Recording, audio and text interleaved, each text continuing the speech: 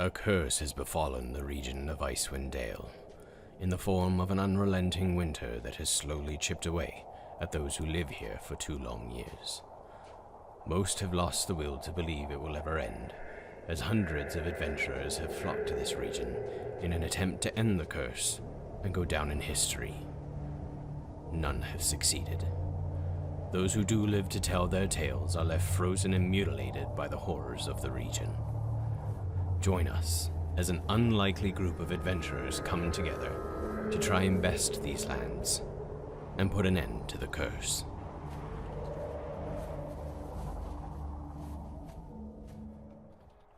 Alright, we live. Good evening, everyone. Welcome back to Tabletop Tyranny, where we neither play around a tabletop nor are we tyrannical. My name is Jacob, and I will be your dungeon master for this evening's game and for the many, many more to come. Once again, thanks for stopping by. Pull up a seat, grab something sweet to drink and something to eat, and enjoy the show. As per usual, we have our 5 returning adventurers back here tonight. Say hello, adventurers. Hello, adventurers. Hello, adventurers. Yep. Hi. This is our 3rd session in a row, so next week we will take a 1-week break, so we will be off next week on the 12th and pick it back up on the 19th. Yeah, but without further ado, let's get into the recap and get this show started off. So, last session, the party, alerted by J-Lo, were able to get ready and kind of not be surprised by the second fully grown adult Yeti, to which they, sadly to me, they disposed of with ease. But that's okay, because they had great uses of spells and the ability to hold y'all's actions. Y'all did a lot of damage. Y'all knocked it into the chasm, which was really cool. Their long day of really cool for y'all. Their long days cool, of battle, guys. their very long day of battle now finally over. They had like 3 battles. Y'all, the battle against the Crag Cats, the battle against the Mama Yeti and the Baby Yeti, and the Unborn Yeti, and then the 3rd battle against the adult. We didn't need to mention that part. Now I'm just thinking, man, we lost out on so many Yeti hands. What the fuck? I keep thinking about that. Now with their They're worth a long lot of day, money. now with their long day finally over, or the long day of battles finally over, they harvested what they could from the Yeti, and they sort of reconvened. During which Ichabod, he noticed this like strange smoky orb off in the distance, kind of floating and slowly descending behind a edge of the cliff and disappearing out of frame. And he kind of alerted the group and said, "Hey, something's over there. Let's check it out." And so, thanks to his directional wisdom, the group discovered a half-buried tent where they found the 2 bodies of corpses, the corpses of Barthrum Hammerhome and Astrix Shahiri. Astrix, the small little child that was in the original trio, Garrett was paid to guide, now had this shining, emblazoned, icy blue snowflake on her forehead, which the party did learn that is the mark of Oral. And upon which, when certain members of the party decided to upon which when the party did touch Astrix, some of them had a strange interaction while some of them did not, where their muscles would seize as if ice ran through their body, and they would hear a very cold voice say, "This one is mine," in a very, very cold, a very weird experience.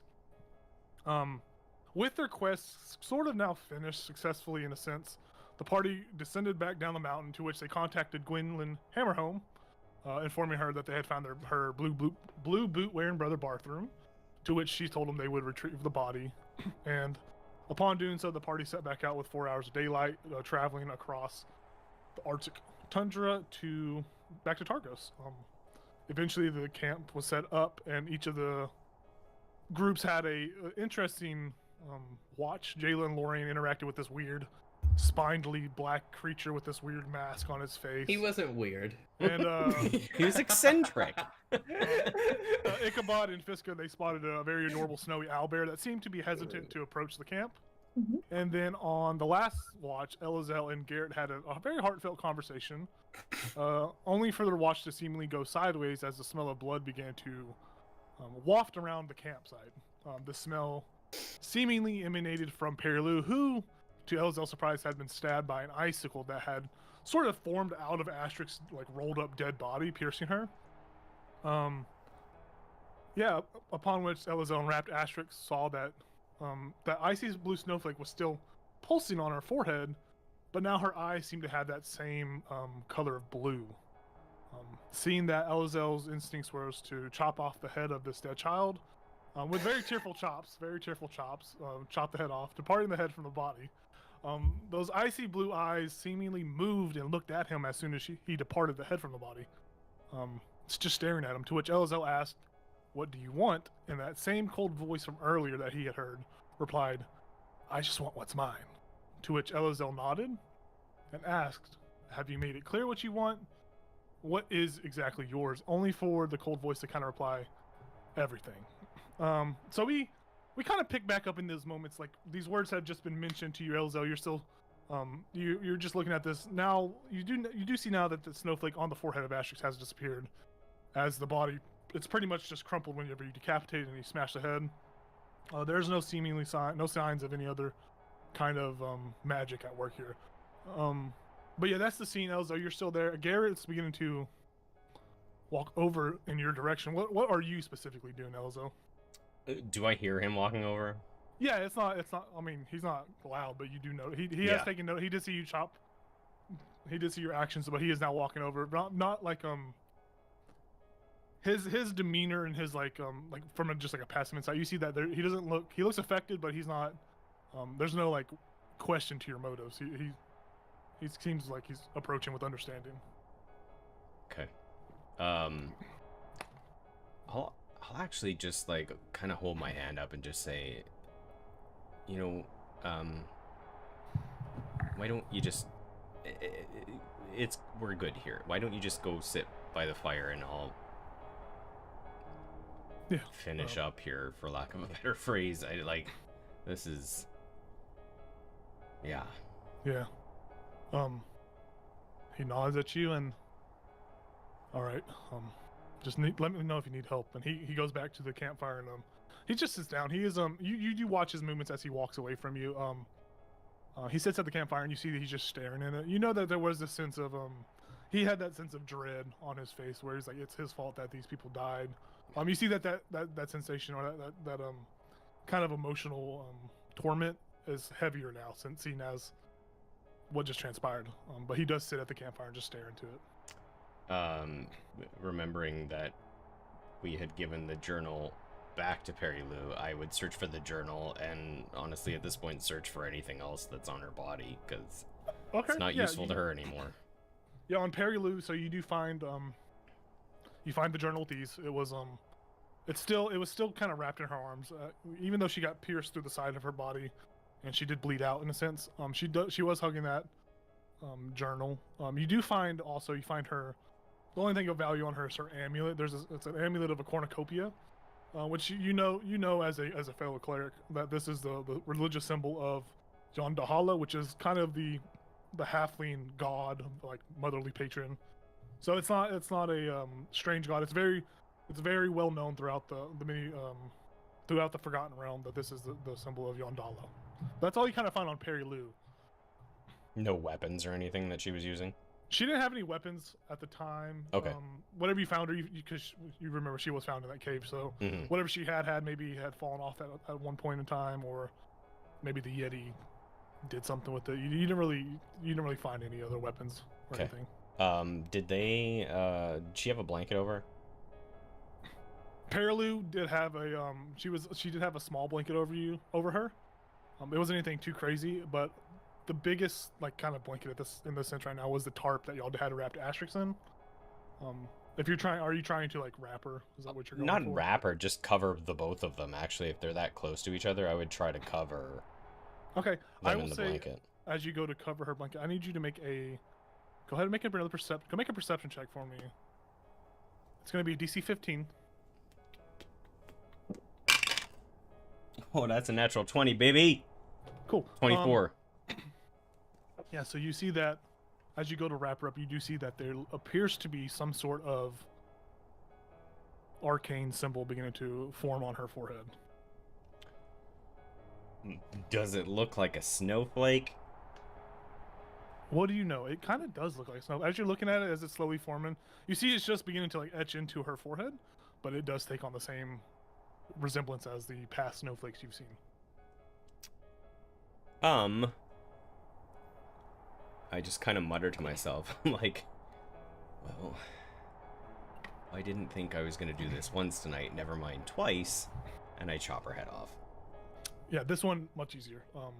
No resistance met, as whatever magic was trying to take hold didn't fully take hold yet. So you just with ease chop off her head. There's no other kind of reaction like where her eyes move or anything like that. It's very much a quick chop, one swift movement. And what happens to the arcane symbol once that happens? It just fizzles out. You see that there are like you see like there's like slight scarring, like as if something was like writing on their head magically. On Asterix's forehead, you didn't see any kind of scarring. The symbol kind of just disappeared as it broke. Mm-hmm. But this one, it looks like whatever was doing this, or whatever magic was taking hold, it was actively scarring her tissue, as if someone had gotten a small dagger and was like dragging it around her forehead. So there is a little bit of residual scarring, but there's nothing else that happens with the symbol. It's still it is still there in a sense, barely there. It's still like you can still look at it and make it out if you're just looking at it normally. Yeah. But it didn't disappear, so it is still in her forehead. It's just not glowing. Okay. I'll kind of, once I do that, just stab my rapier into the snow and just kneel down and just take really deep breath. And then I'll just finish covering the body. Okay. And just kind of like a moment of silence. No prayer, just hover over the bodies for 5 minutes. Okay. Stand up, And pull my rapier out, and go back. And with that nat 20 that you rolled as well, you also see something else. As out in the distance, you see the snow around you kind of twirl around itself, and you see like a form begin to slowly form within the snow, and it looks like there's this large, massive snowy owl staring at you. How far away? It's about 60 feet away, just on the edge of your dark vision. It's not too far out into the distance, but you do, with that nat 20, you do see this, you see the snow, it forms this, like, incorporeal form. It's just, the face is very easy to read. It looks like just like a snowy barn owl. It's very beautiful, but it's very eerie the way that the snow is forming this, this body, this whatever this is. How big? Oh, it's about 10 feet tall. And does it, like, form solidly? It looks like the snow is forming a solid form, but it doesn't look like it's an actual solid form, if that makes sense. Like, it's very much dense, but not solid. Is it staring at me? It's staring right at you. Let's stare right back. As I'm standing back up, pick up my rapier, and I'll sheath it while I'm staring at it, just directly in its eyes. Mm-hmm. Yeah, it forms, still just staring, and then the snow kind of picks back up and it just turns into snow again. I just nod and I go back to the fire. Garrett's there, just staring into the fire. I will, first thing I will say to him is, I know what you're thinking. I know you blame yourself. I haven't been here long. I haven't been in this cold, this snow, whatever's going on. I haven't been here very long at all, but I don't think this is your fault. What do you know about, what can you tell me about, the visage of a snowy owl? I've never seen I mean, I've seen owls before, and I've never a snow, like a, are you talking about like it's an actual snowy owl, like an owl covered in snow, or what do you mean by that? He doesn't pick up on what you're trying to get across.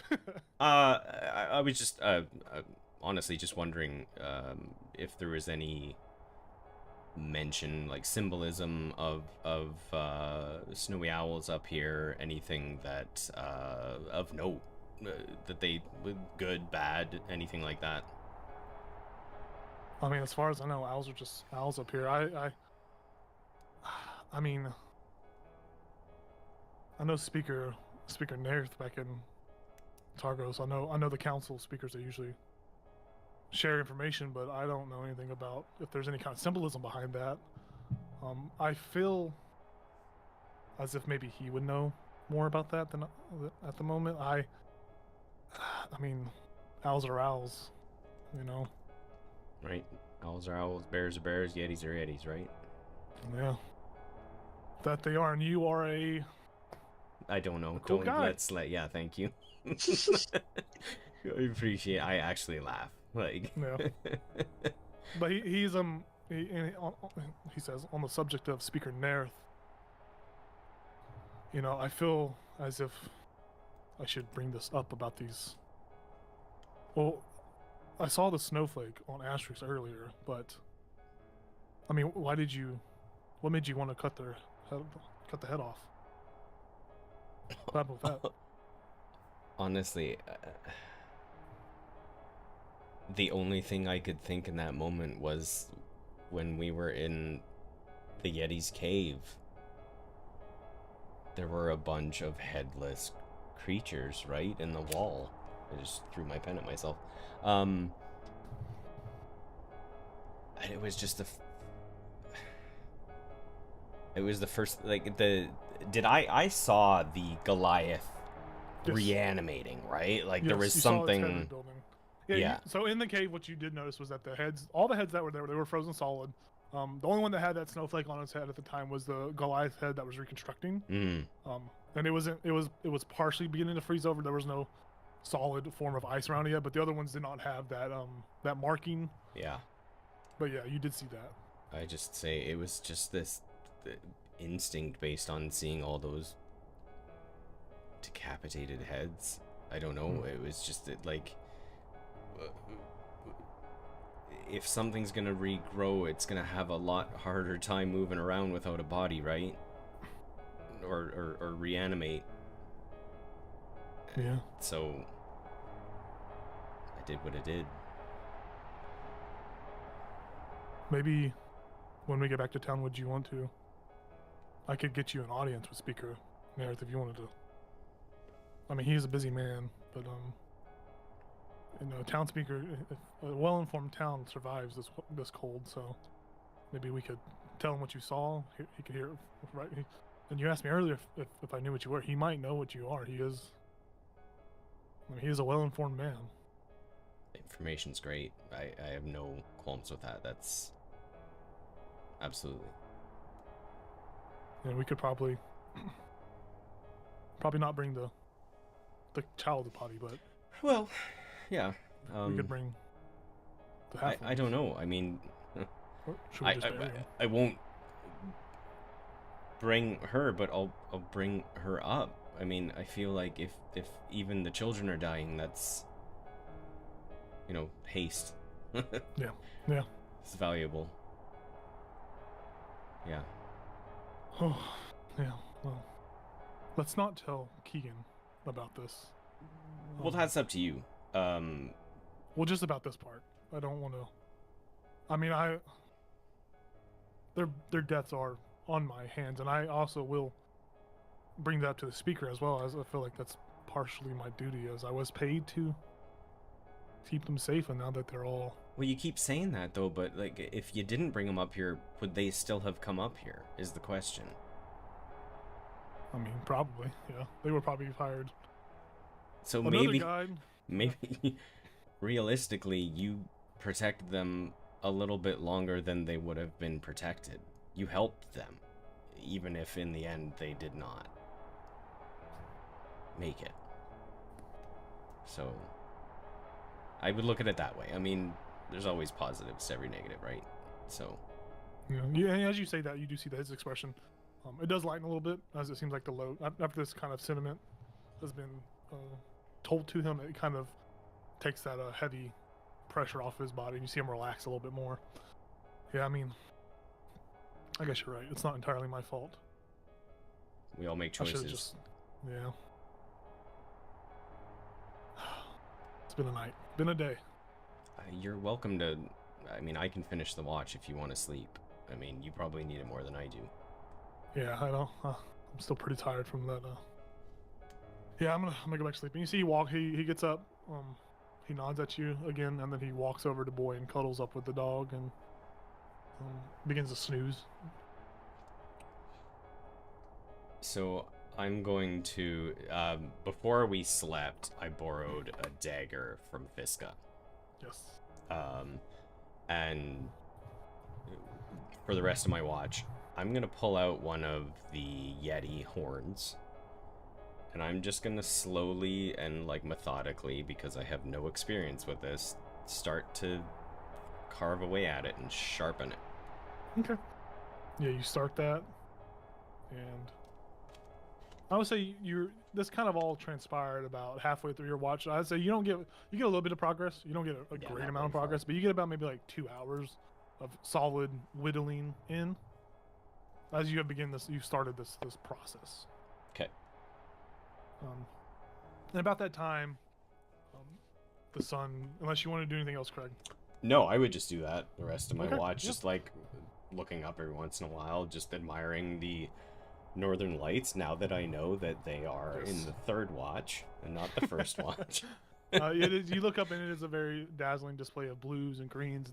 It's very beautiful. It kind of makes the overall dreadful atmosphere of Icewind Dale a little bit less. It shows a little bit of the beauty as the lights kind of reflect off of the actual snow around you. And as you're actually looking out, it looks like the way the lights are playing with the way the snow falls. Sometimes it makes the snow fall slower or faster depending on the way the lights are shining through it. It's very beautiful. It's as if the wilderness has come alive at the end of your watch. It's very beautiful. As a Canadian who moved to Indiana, Yes. who, like, I always got to see the northern lights living where I did. Mm-hmm. This is like my Canadian self moving back to Canada and seeing the northern lights again. I love it. That's awesome. Yeah. Other than that, you don't see anything else on your watch. Garrett's fast asleep. And about that time, the night draws to an as the sun begins to rise above the skyline, or the edge of horizon, however you want to call it. And then you all eventually wake up. And you all wake up and see that there is a decapitated halfling and a decapitated child. The body has crumbled away as if ice has broken and melted and shattered. Oh, did I not successfully get the blanket over top of them? Oh, did you? That's right. You all wake up and you see there are 2 bodies wrapped in blankets. Yeah. I totally forgot. Thank you. Yeah. You all wake up, see that there are bodies wrapped in blankets. Jayla, what exercise are you doing this morning as you wake up? Burpees. Oh, worst. Just absolute worst exercise. Yeah. I will still be just, like, slowly whittling away, and whoever stirs first, I don't know if it's everybody or if it's, like, one at a time, but It's whoever wants to. Y'all tell me. Whoever wakes up when they wake up, y'all can feel free. I'm probably up, but I don't see it, so. Oh, that's true. Jayla, you do smell the scent of blood on the surrounding campsite. You do smell that there's still a lingering scent of blood in the direct area. Lauren, you probably would have smelled that too as you woke up. Oh God. Okay. I was gonna stay in bed a little longer, but if I was gonna mope around in bed a little longer. Lauren hit the snooze button. Well, I'm just sad that we let a child die, so I was just gonna stay in bed. But if I smell blood, I'll get up.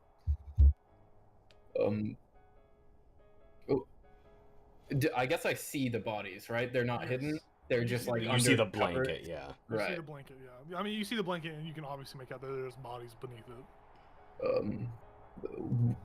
Belazar, what happened here? Well,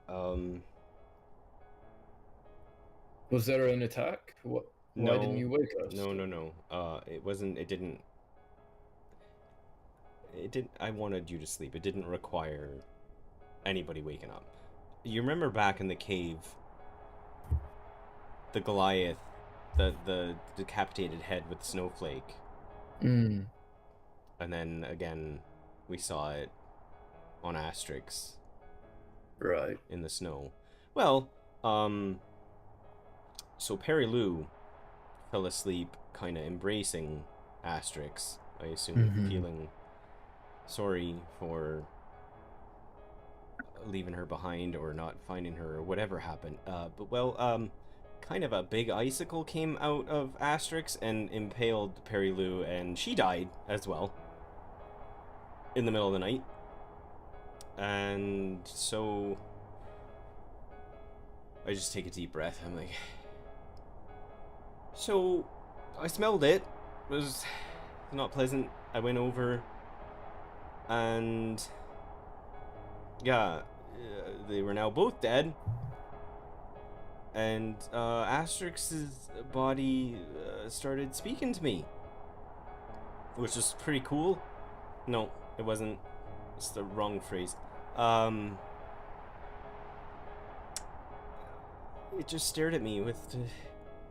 Is everybody awake at this point? I'm probably standing over there just listening now. I would say it's Yeah. up to the players deciding whether or not they're up or not. They're just like peeking out of their tents. Yeah. Ooh. And glowing blue eyes were staring at me. And I just asked, what do you want? And the response was, I just want what's mine. I don't know. I didn't know what that was. So I said, that's understood. I mean, we all kind of want what's ours, but you haven't really clarified what's yours. So, what's yours? And it said, everything. And, no. My answer was no. I said that's obviously not going to happen, and I chopped the head off the tiefling off of Asterix. Yeah. And then I stabbed it in its eyes, and the snowflake stopped glowing. And then what do you know? A snowflake started appearing on Perry Lou's forehead. So, I chopped her head off too. That's brutal. You good? Sure. Yeah. Yeah, no, I'm they're headless, but the snowflakes are gone. I think I did something.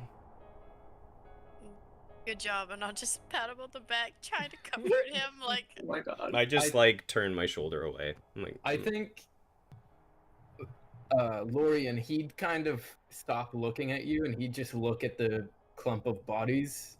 And, you know, there'd be, as you were talking, there would just be kind of anguish and anger and a lot of tension in his jaw, like he's gritting his teeth. And then eventually his shoulders just kind of slump.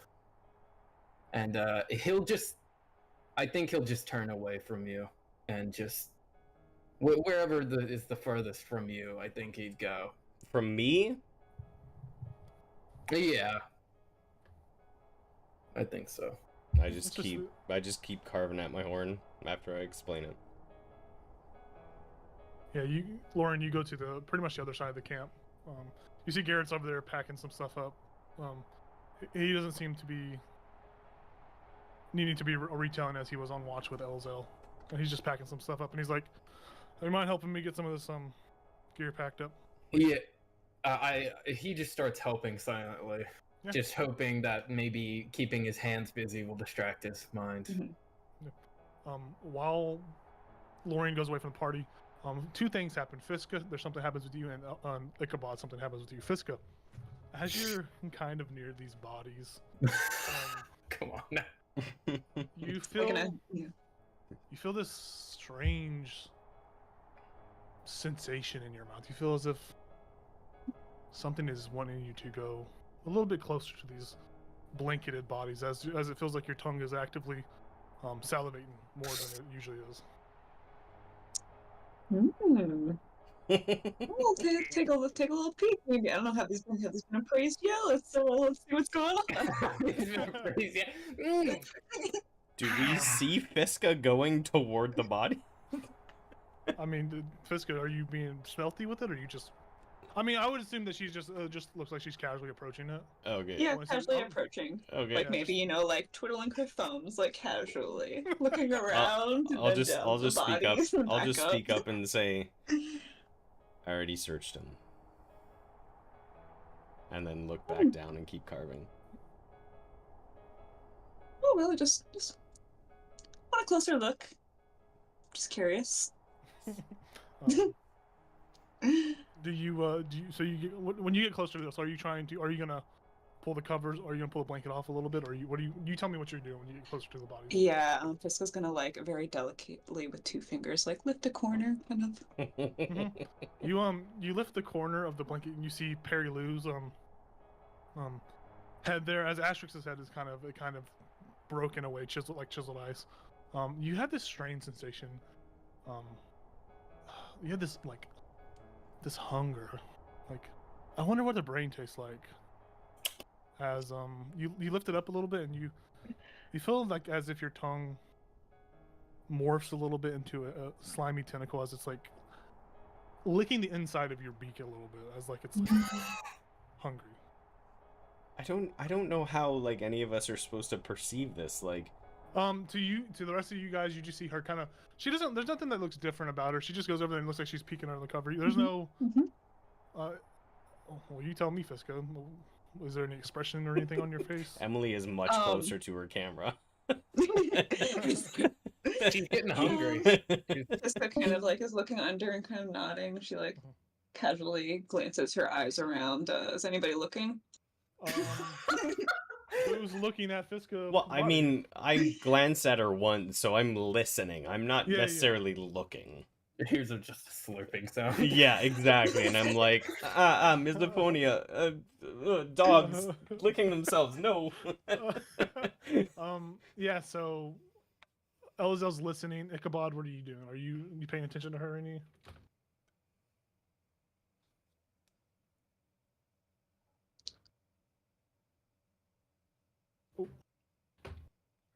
Are you muted, Nathan, or are you just not coming through?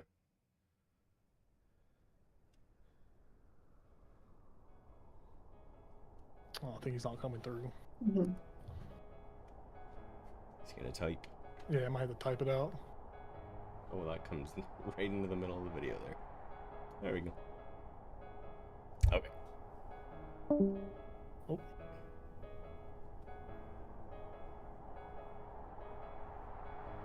Well, Jayla is probably near Elizel because she's like awkwardly trying to comfort, but she's weird and she doesn't know how to do that. Okay, she's so just I would say standing there. you two She are can't actively see listening. you, so Yeah, you two are actively listening then. You're actively listening. Okay, then Fiska will decide that this might be too dangerous of a moment. But if there is a time where everybody else steps away in like the next half an hour, we might come back here. Okay. Ichabod would be watching. Okay, then that's fair. afar. Fiska, Oh, Fiska there he will is. just like nod her head, notice Ichabod, and be like, Yeah, and "Dead." as you She knows. yeah, Fiska, as you kind of like walk, you decide not to listen to your this unnatural urge to Mhm. do something with that Mhm. head. And as you get away, you feel as if you're that sensation within your mouth, as it feels like something like slimy, like a slimy tentacle is like licking the inside of your beak. It lessens as you walk away from the corpses, and kind of that unnatural that feeling that came over you that was very unnatural kind of subsides as you walk away. I thought you were gonna say she has like cotton mouth. Like, Mm. I really wanted some though. Probably am a little snackish though, Yeah. so I'll take out some of my like squid snacks and I'll have a little chunk. Yeah, it's as delicious as you remember. Mhm. Ichabod, as you are, as all this other events are transpiring, with your just a passive perception, less so more of a perception check, more so of a, you're the only one that sees this, but as you are, watching Fiska, you notice out in the snow, it looks like there are 2, rather dark and beautiful ravens just flying around in a circle, and then you notice that as they're flying around in a circle, they kind of even out with one another, and you see that they appear to be flying off out into the frozen tundra past your line of sight, and you feel that sense within your body of however you interpret that.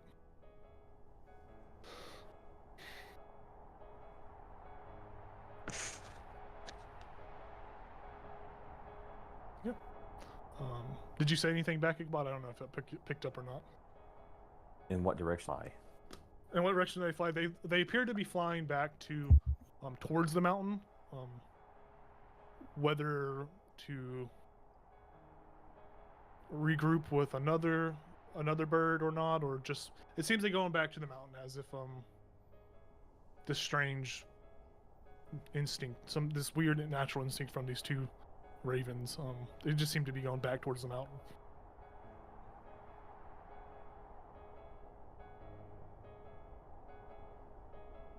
Bird party. Let's turn around, guys. Right. Okay. Can you hear me? Yes, I can hear you. What'd you say? Okay. Ichabod would take that into consideration, but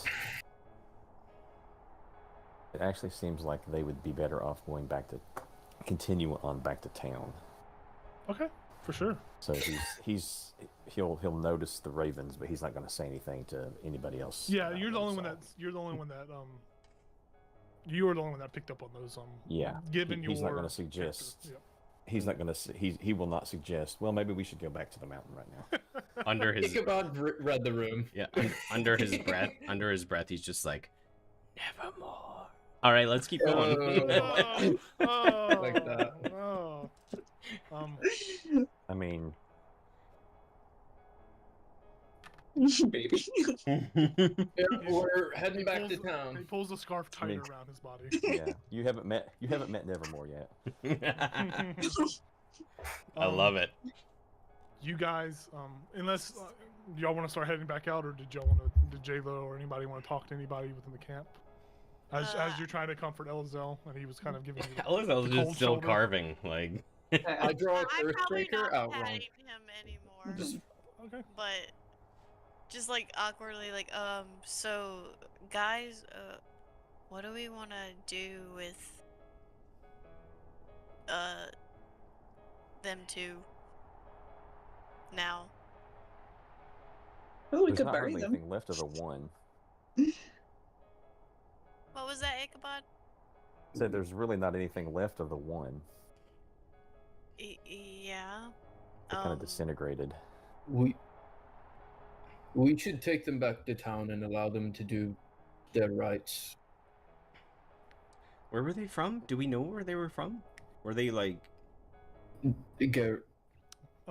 Perry Lou did say, out of character, Perry Lou did tell you when y'all were on the mountain that Asterix had been given to her as she was like kind of her motherly figure as her parents have died, and so you in that moment can kind of put two and two together that they were not from Icewind Dale, Okay. that they were somewhere south of the spine of the world.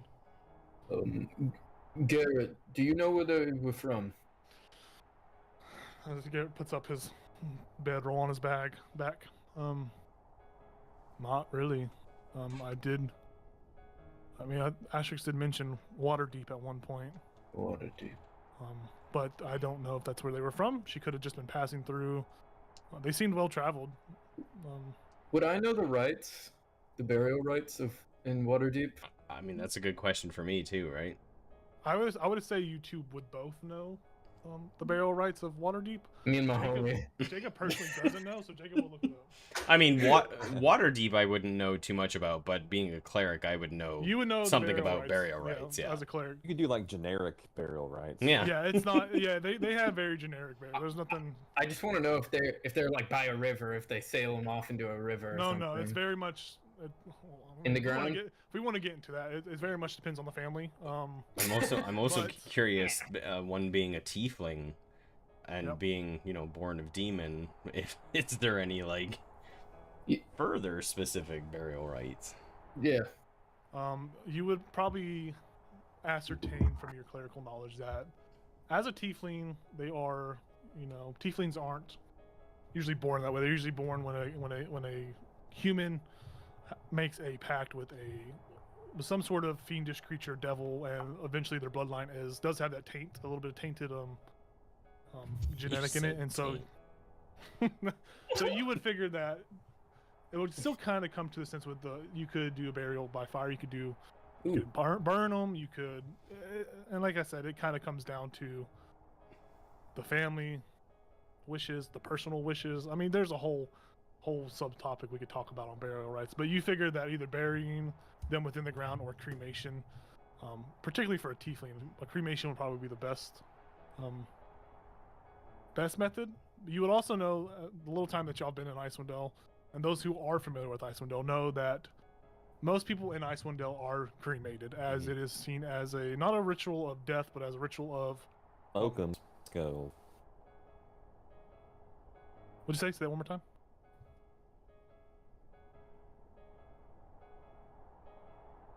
Nathan, you said Who, something. me? It may have been What'd you say? delayed.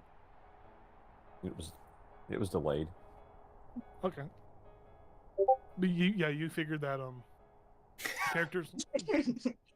Y'all know that the time y'all been in Icewind Dale, that many people cremate, as it is not expression of death, but as an expression of enjoyment, as warmth does bring people more joy nowadays than burying people. They would rather burn someone alive and get the warmth from them, have a big bonfire in town, rather than burying them. Well, if they do that already, we might as well bring them back to the town and just have them handle the ceremony. And then Jayla and Fiska, you two being from Icewind Dale, would know that recently, since the winter has gotten cold, since the winter has harshened due to Oral's effects, each town has their own sacrificial rite to kind of appease Oral, to try to lessen the wrath on them. And you know that the bigger cities do practice cremation as a form of sacrifice. It only happens on the full moon, usually, but they still every other town still does perform cremations, not as a form of sacrifice, but as a form of burial.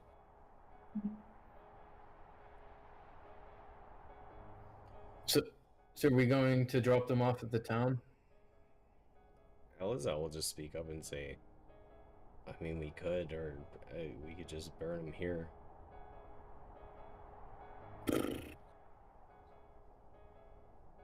Sure. If you want to grab wood and such. Did we already have a fire going? Y'all did have a fire. It's very much burnt out at this point, but you still have like the ashes and charcoal and all that good stuff. Not charcoal, but the ashes and all that. It's still you can still put more wood on it to save it. It's on its dying breath. Yeah. Would this be proper to burn someone in? Their campfire? I feel like it had to be bigger, no? I think it that's depends on probably choice. a question for the cleric, right? I asked the same question. Is this like, if there's a cleric present, is this proper? You would know that usually like pyres are built. Like usually there is a larger pile of wood, and usually the fallen is laid on top of it and burned like that. But given the situation, it would still be efficient. You would have to put more wood on it, and you would also have to chop the bodies up into pieces to fit into the small fire. My question was more of a practical question, not a theological. Yeah, practical question. Yeah, sure. Yeah. If you'd asked that out loud, I would just turn to you and say, my only worry is by the time we get back, maybe the snowflake appears again. Maybe they start regenerating. I don't know how this works.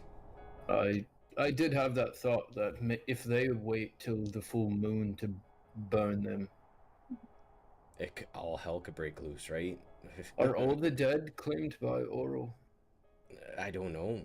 I mean, the only thing I know for certain is that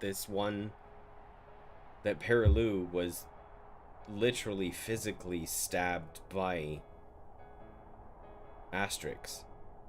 So I don't know if it has to be like one child of Oral is physically affected by another individual. But I know that there were 2 snowflakes. We can build a fire here. I'm okay with that. I don't mind. I don't mind taking the extra time searching for and building what we need. Do we have tree cutting implements? Most of the trees in this area are those that are around. They're all dead, so you can just walk up and just snap. It's not. Gotcha. Oh, yeah, I guess the winter's killed everything, right? The winter has killed everything. Everything is primed for burning. There's not a lot of vegetation around, but there are a few trees here and there. If you guys do choose to do that, it will take roughly 3 hours to get enough wood to. It'll take a little bit of time just to get wood and get it big enough. Have for some. burning. They stand guard. I'll stand guard. I think I'd be. I think You're I'd almost be... much stronger than me. Yeah, exactly. That's what I was gonna say. I was gonna say I'd probably be better served getting wood. Yeah, exactly. I'd be useless. Use my muscles. Yeah. So, just so I know, are we making a big fire? Are we just doing a little fire? It's gonna be bigger than a campfire, but Well, they're small. realistically, now that I They're think small about it, people. they were both like child size. So I think the fire that you had is sufficient enough. I mean, you could So get we a little don't bit have bigger. to chop them up or nothing, right? No, now They're that I already think about it, chopped up. they are child size. Yeah, Okay. Yeah, Elazar did some work last Yeah. night. some good work, quality work. Jayla, Well- Jayla wouldn't be against it if she had to chop them up, but I mean, I feel uncomfortable. I would just want to get them on like a little kind of altar Sure. of wood. Yeah. Okay. I feel like that's more respectful than burning them in a campfire. I feel like Elazar would actually stay close to the bodies, prepare them. I mean, that's he's he's basically Yeah, a no, priest, you're a right? cleric. Like Yeah, you're a cleric, so it makes sense. he would prepare the bodies for burning. So I would if Elazar was going to burn them, I would or he's going to prepare their bodies, I would mention to him that I'd like to burn them so we don't have to spend time trying to catch a fire, and then I'll pull out my alchemist fire. Oh yeah. Elazar's like, all right. I mean, yeah, the way that fires ignite is it doesn't matter. As long as there's a fire. Yeah, I appreciate that. I mean, They Yeah. don't deserve a burial. And then he'll go out to whatever tree or whatever and rip it out of the ground. No, okay. I mean, you probably could. Realistically, you carried a Yeti, so why not, right? Yeah, So does anyone want to go with Lorien to get wood, or y'all just setting Lorien out there to get the wood by my muscles will keep me warm. Well, assume I'm the other strong-ish one. I keep thinking she's So- not strong. Yeah, you're Oh. strong too. Yeah. So it's the other campaign. I'm weak. yeah. This Okay. campaign, I'm strong. Nice. So I'll go Okay. with Okay. that. And then the rest of everybody else wants to stay behind. Well, so if the other guys are hanging around the bodies, then I'll go help carry wood or something. My meal, it's gone. Um, Damn you, Elazar. Damn you. Yeah. Okay, the three of you do go off and You'll get your Successfully. chance, Fiska. you go off. You guys successfully collect wood, come back. Do All I the get the meanwhile- biggest, the most amount of wood? You get the prettiest stack and hugest log out there you find. Roll Oh, for I long, literally long, lit him, girthy wood. too. You- Jayla just keeps giving him all the wood to carry, so she barely has to carry anything. It's like when people go to the gym when they're sad, just so they can like work out all their emotions. Mm. Yeah. Oh, Lorien, I forgot to ask you. Did you wrap your hand with that? I didn't wrap my hand. I don't Okay, think. those of you at the camp would have noticed on Lorien's right hand, a brand of some sort that looked freshly new. You were there, Jayla. Jayla, you were there. You That's were probably y'all's watch. there. Oh, It's- yeah. You look so confused, and I'm like, you were there. It's a swoosh. I forgot. It's a Nike, yeah, Nike swoosh. No. He ate that fruit thing. Yeah. Y'all would all have taken notice of that. I'm sorry. Let me write that down so I What don't was the forget. brand again? Remind me. It was like a looks dancing man, right? Yeah, it's kind of like a little Right. dancing figure, and like it has a little very colorful artwork mask on it. Okay. It's like every time you look away, it's in a different Yeah, position. every time you Mm. look away from it's kind of like a holographic when you look at the holographic cards and they change when you Oh my god, I got a holographical, like that. guys. Like That's that. called lenticular. It's If very you want to lenticular. if you want a word I don't for know it. Lenticular. Yeah. That's what it is. I like it. Is it a Dave Matthews Ah. Band fire dancer? Yeah. Pretty much. Mm. The time Lorian, goes. Oh, sorry. No, you go ahead. What'd you say? Lorian, how you feeling? That berry do anything to you? Would I recognize any effect? I know you've told me, but You wouldn't notice. You just know that your hand hurt for a little bit. It doesn't hurt anymore. You don't know any kind of There's no other sensation. You do feel slightly warmer, but not warm enough to be warm in the cold. It just feels maybe a it's little- just because I'm lifting a bunch of wood and I'm Yeah. I'm like working out. the sweat's you know. getting into the fresh brand and all that. It's very unsanitary. I don't feel any different. Just, and then I turn my hand a lot so it dances really fast. Yep. Fisker, you see that crazy dancing brand on his hand when he does that. She's like, I want that hand. Fiska's carrying one piece of wood at a time. Probably have like a few pieces, and Lorian just has the biggest. Yeah, I gotta get all the biggest groceries billboard. from the Me car. and Fisk are just looking at each other like, yeah, we're doing this right. Yep. Yep. You guys successfully collect enough wood for an altar of some sort, and you make your way back to the camp. Meanwhile, Elizel, he's not here right now, but he was preparing the bodies. Ichabod, you watch him do the necessary preparations that a priest would do or a cleric would do over the dead. It's very proper. But eventually they come back. The party rejoins. You build the altar, and you guys place the bodies on there, kind of side by side. They're not too big. And eventually, did you want to use your alchemical fire to light this puppy? Because this party started. Yeah, I will. All right. I'll just whisper under my breath. Is he gonna do like a little sermon? When he Like, gets back, let's let him. When he gets back, we'll see. But yeah, I was going to kind of just mutter under my breath, "By my blood, Mm-hmm. by my blood," Mm-hmm. and then I would Toss it in. I would chuck it. Yeah. Whenever Craig gets back, we will see if he wants to do. Oh, look! Speak of the devil. All right, Craig. So while you were gone, so they gathered wood, made it back. The altar has been built. You have prepared the bodies. The bodies are laying next to each other. Did you want to say any kind of words or anything, since you are the clerical member? I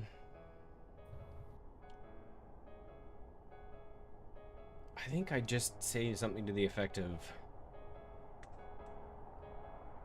"Ooh,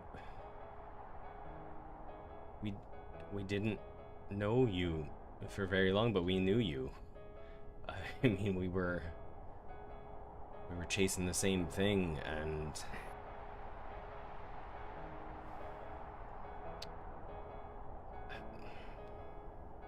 life has its ways. And I'm sorry. I'm sorry that it went the way it did for you.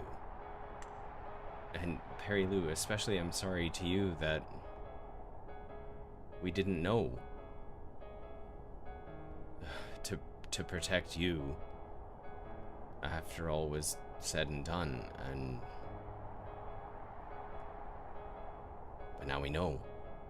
And so, thank you. And I'm sorry. And I just nod towards Lorian. And you weren't here, but I would pull out my alchemical fire, and then I'd just say, I would also say, I'm sorry, and then I said, by my blood, and then I would throw the alchemical fire onto the altar. Yeah, the alchemical fire just bursts and flames quickly. As soon as the glass breaks around the vial, the liquid inside ignites upon impact, and the bodies begin to burn. And it's very It's very warm. It's a very nice fire. You all feel a little bit warmer than you have. But the bodies themselves, they seemingly deteriorate a lot faster than they would normally do, as if maybe this magical effect that had slowly begun to transition their bodies into whatever they were becoming doesn't seem to like the fire as much, as, especially in this state of death. As the bodies...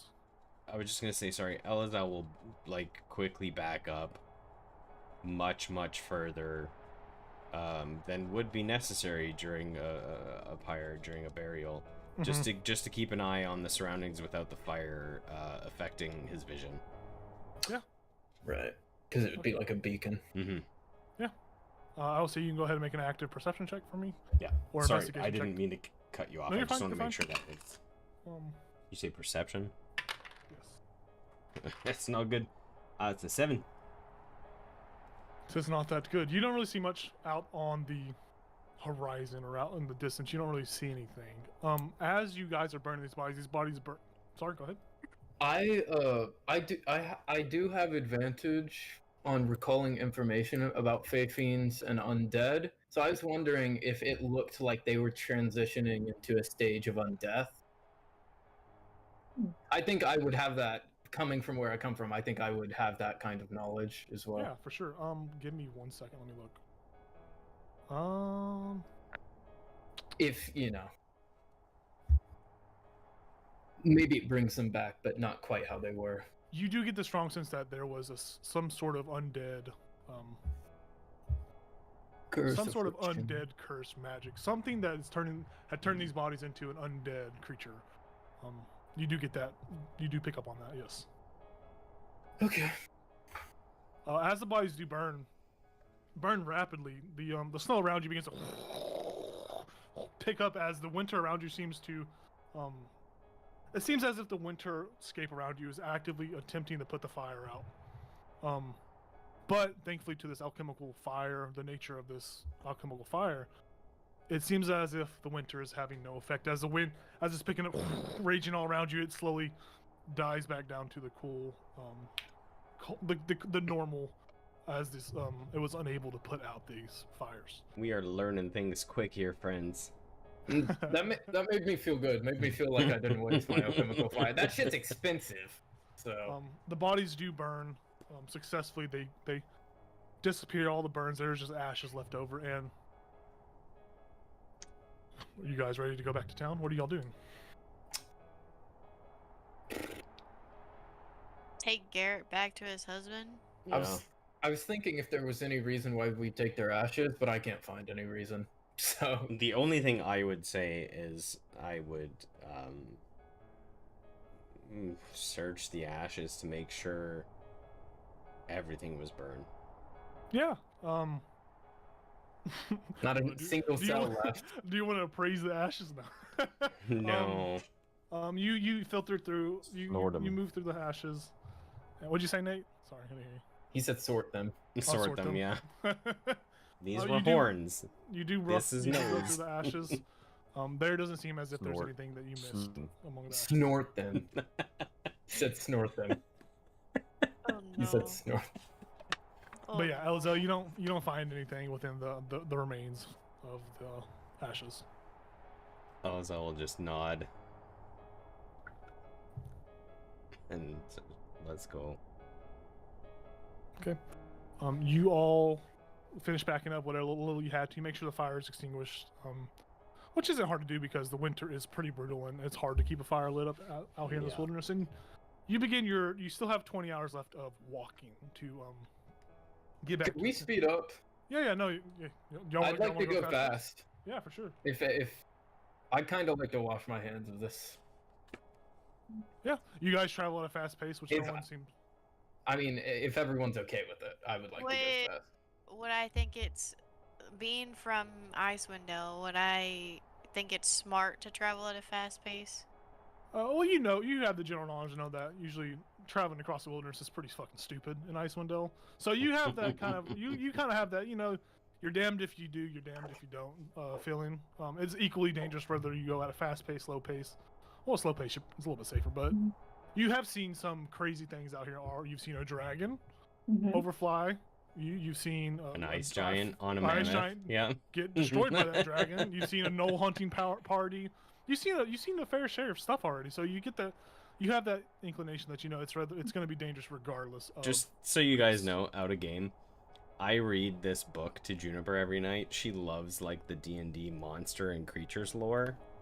And so I let her know that recently we came across an ice giant on it was a mammoth, right? Like, what's yes, the woolly mammoth. Yep. Yeah. And that a dragon attacked it, and she was so fucking pumped about it. I just want to let you guys know that. she was like, "What?" That's so cute. Yeah. Anyways, continue. Yeah, so that you do know that, JLo. I'd imagine if we pass something that looks like really good shelter, that Jayla and Fiska would both kind of insist. Yeah. Well, Yeah. I figure if we're how much faster do we go at a fast pace? Like, The would we 20 make it to hours- town? The 20-hour trip would be reduced by. It'd be reduced by. I would say you make it there 6 hours sooner. So instead of 20 hours, actually, I don't know. Let me double check before I tell you that because it's gonna. That was my thought too, but I'm It not rules sure. it rules the game if I say it now from here on out. Jacob, remember when you said? Yeah. Gee, I will say it will get you there. Do you notice that there's no blizzards going on? There's no extreme weather that's happening right now. It would make your travels a little bit faster. You would probably get there instead of 20 hours, probably maybe 16, 17 hours. You still have to deal with the elements. The elements do make traveling a little bit harder, regardless of the speed you go. Thankfully, you do have snowshoes, so you are able to navigate normally without being impeded too much. But if you travel faster, you will be able to get there about 3 to 4 hours sooner. I think the So main just question is anybody's life at risk currently Maybe. that we have come across? In theory, Garrett's. The longer we have him with us. Garrett Well, is yes, still- but we can Garrett is protect still him. He is exhausted. with us. Garrett still has a little bit of exhaustion on him. He has 2 levels of exhaustion still. Oh, so we might kill him. Okay. Oh, 2 So he- levels. Holy shit. So you guys figured that you could travel at fast pace, but you will have to. Carry He him. would build more exhaustion, right? Unless he's sleeping on like We can, yeah. I can piggyback him. We have sled still, right? Y'all still have the sled. Oh, we can have just sleep the on sled? Yeah, y'all brought the sled with you. Jayla Is tried that to a do thing? like Can the he whole sleep while we travel?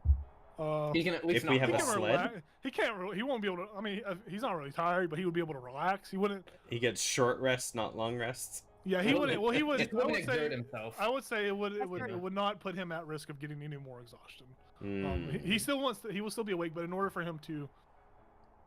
Well, you know what? Let's just say he'll just take a long rest while you're pulling him, so he'll get one level of his exhaustion away. Okay, I well mean, then, I yeah. think it's normal to If- sleep if that that's- long. Yeah, If he's that's the exhausted, he would case, sleep. yeah. If that's the case, yeah, let's go quick. Garrett's like night. And just falls asleep. Elazar will we- even like be out front, like maybe I'll fucking help. Let's go. Yeah, I'll like attach it to. I'll also attach it to me if we're both of us pulling it. That would be Oh, light shit, work, I think it's gonna be probably. fucking fast. Yeah, I will say y'all can travel at a fast pace. It's like PT in the army. Now the question I'm gonna ask is before y'all, Lead. when y'all get to the 8th hour, are y'all gonna keep going at a fast pace? Because usually at the 8th hour mark, you need to take a short rest, or you will begin to incur exhaustion. Wait, we long rested, right? We got a full Yeah, y'all long have a rest. long Okay. rest. Long rest. I is no did not first. do that yet. Take y'all's long rest. All right. Regardless of however you travel, when you get to the 8th hour mark, if you don't take a short rest, or try to, especially if you're going at a fast pace, you will incur exhaustion after that. Yeah, we can take lunch or something. Yeah. Yeah. So at the current time, as you guys are leaving, it did take 3 hours to do all that. So I would say it's about. I'll say y'all got up at 7, so it's about 10. 10. Oh, not bad. So y'all still have a full day. You guys begin to travel. Nothing. You travel at a fast pace. I would say. Who's in the lead? Who's leading this? Tell me the order you guys are traveling in as you guys are going. Leading. And then it'd probably be. Would it be me and? Are we at the back? Whoever Tell knows me. she's actually blind would be right behind her.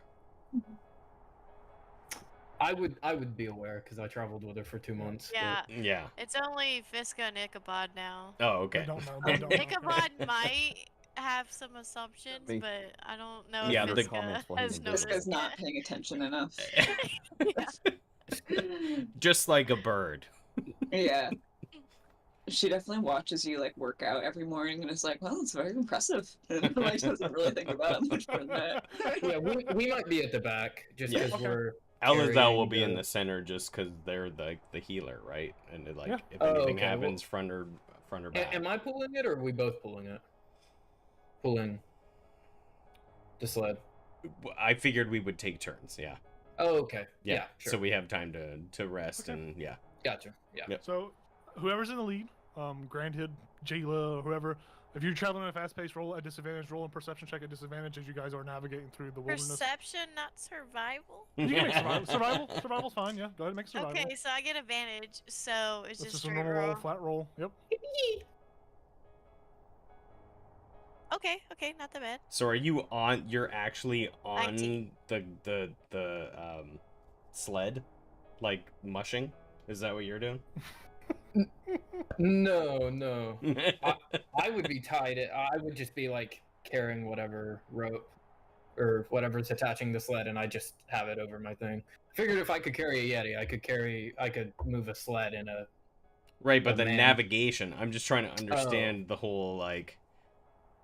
Jayla's rolling for navigation. I would just be following her, probably. I'm just- 19. Nice. That's really good. Yeah, you're able to, these first 8 hours that you guys travel, they're not impeded by anything. You were actually able to stay on track. You didn't get lost on your way back. You would have had more help from Garrett if he wasn't snoozing in the back of the. Actually, doesn't one of you have the background for like Outland or something that lets you know how to get back, or doesn't somebody have that background? We might I'm pretty be. sure Ichabod does. Yeah, so with Ichabod's help, Ichabod did. Oh, nice. Ichabod. Because he Ichabod. walked all the way there from Yep. Neverwinter. I Yep. also can find my way through. I can navigate and track. I can recall. I can recall. Oh, things labyrinthine too. recall. Yeah. Yeah, yeah. that Something thing. like that. Yeah, so successfully you are able to, Because you're a Minotaur, I get it.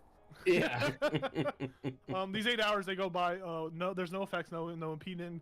You don't come across any creatures or any, crazy shenanigans out in this wilderness. But you guys do get to the 8th hour mark, and you guys are, you need to take a breather. Take a short rest real quick, or you will incur exhaustion. So you guys go ahead and take a short rest. And Snack time. yep, snack time. You guys are just sitting there eating, and I want to ask one of you to. Yes, I will say I do. whoever wants to roll. Whoever one of you wants to roll, as you guys are taking the short rest, you do have a chance of having a blizzard happen within these next period of time. So whoever wants to roll D100 for me, please do so. I will I say don't want that on me. whoever wants to do it, feel free. I love rolling. Go for it then. Do it. On a Alright. 0 through 25, a blizzard will begin. Nice. You got a 94, baby. Yeah, so the wind conditions stay the same. All Most of natty. Much of the vegetation is still, dead. About this time, so you traveled at 10. It's about 6 o'clock in the afternoon. You guys can continue if you want. You guys can continue. You guys do still have a little bit of light still left in the day. You have about, I'll say 2 more hours, but you do know that you guys could continue to travel and you would end up in Targos within the next 8 hours. You Oh, will be yeah. traveling at night, so there are, At night. yeah. Do it. I'm- Let's do Yeah, it. I'm good with doing that. I assume Elizal will now be Are you ferrying the man? Sure, yeah. And then I would be behind him in the sled just to make sure nothing nabs Garrett in the middle of the night. Okay, cool.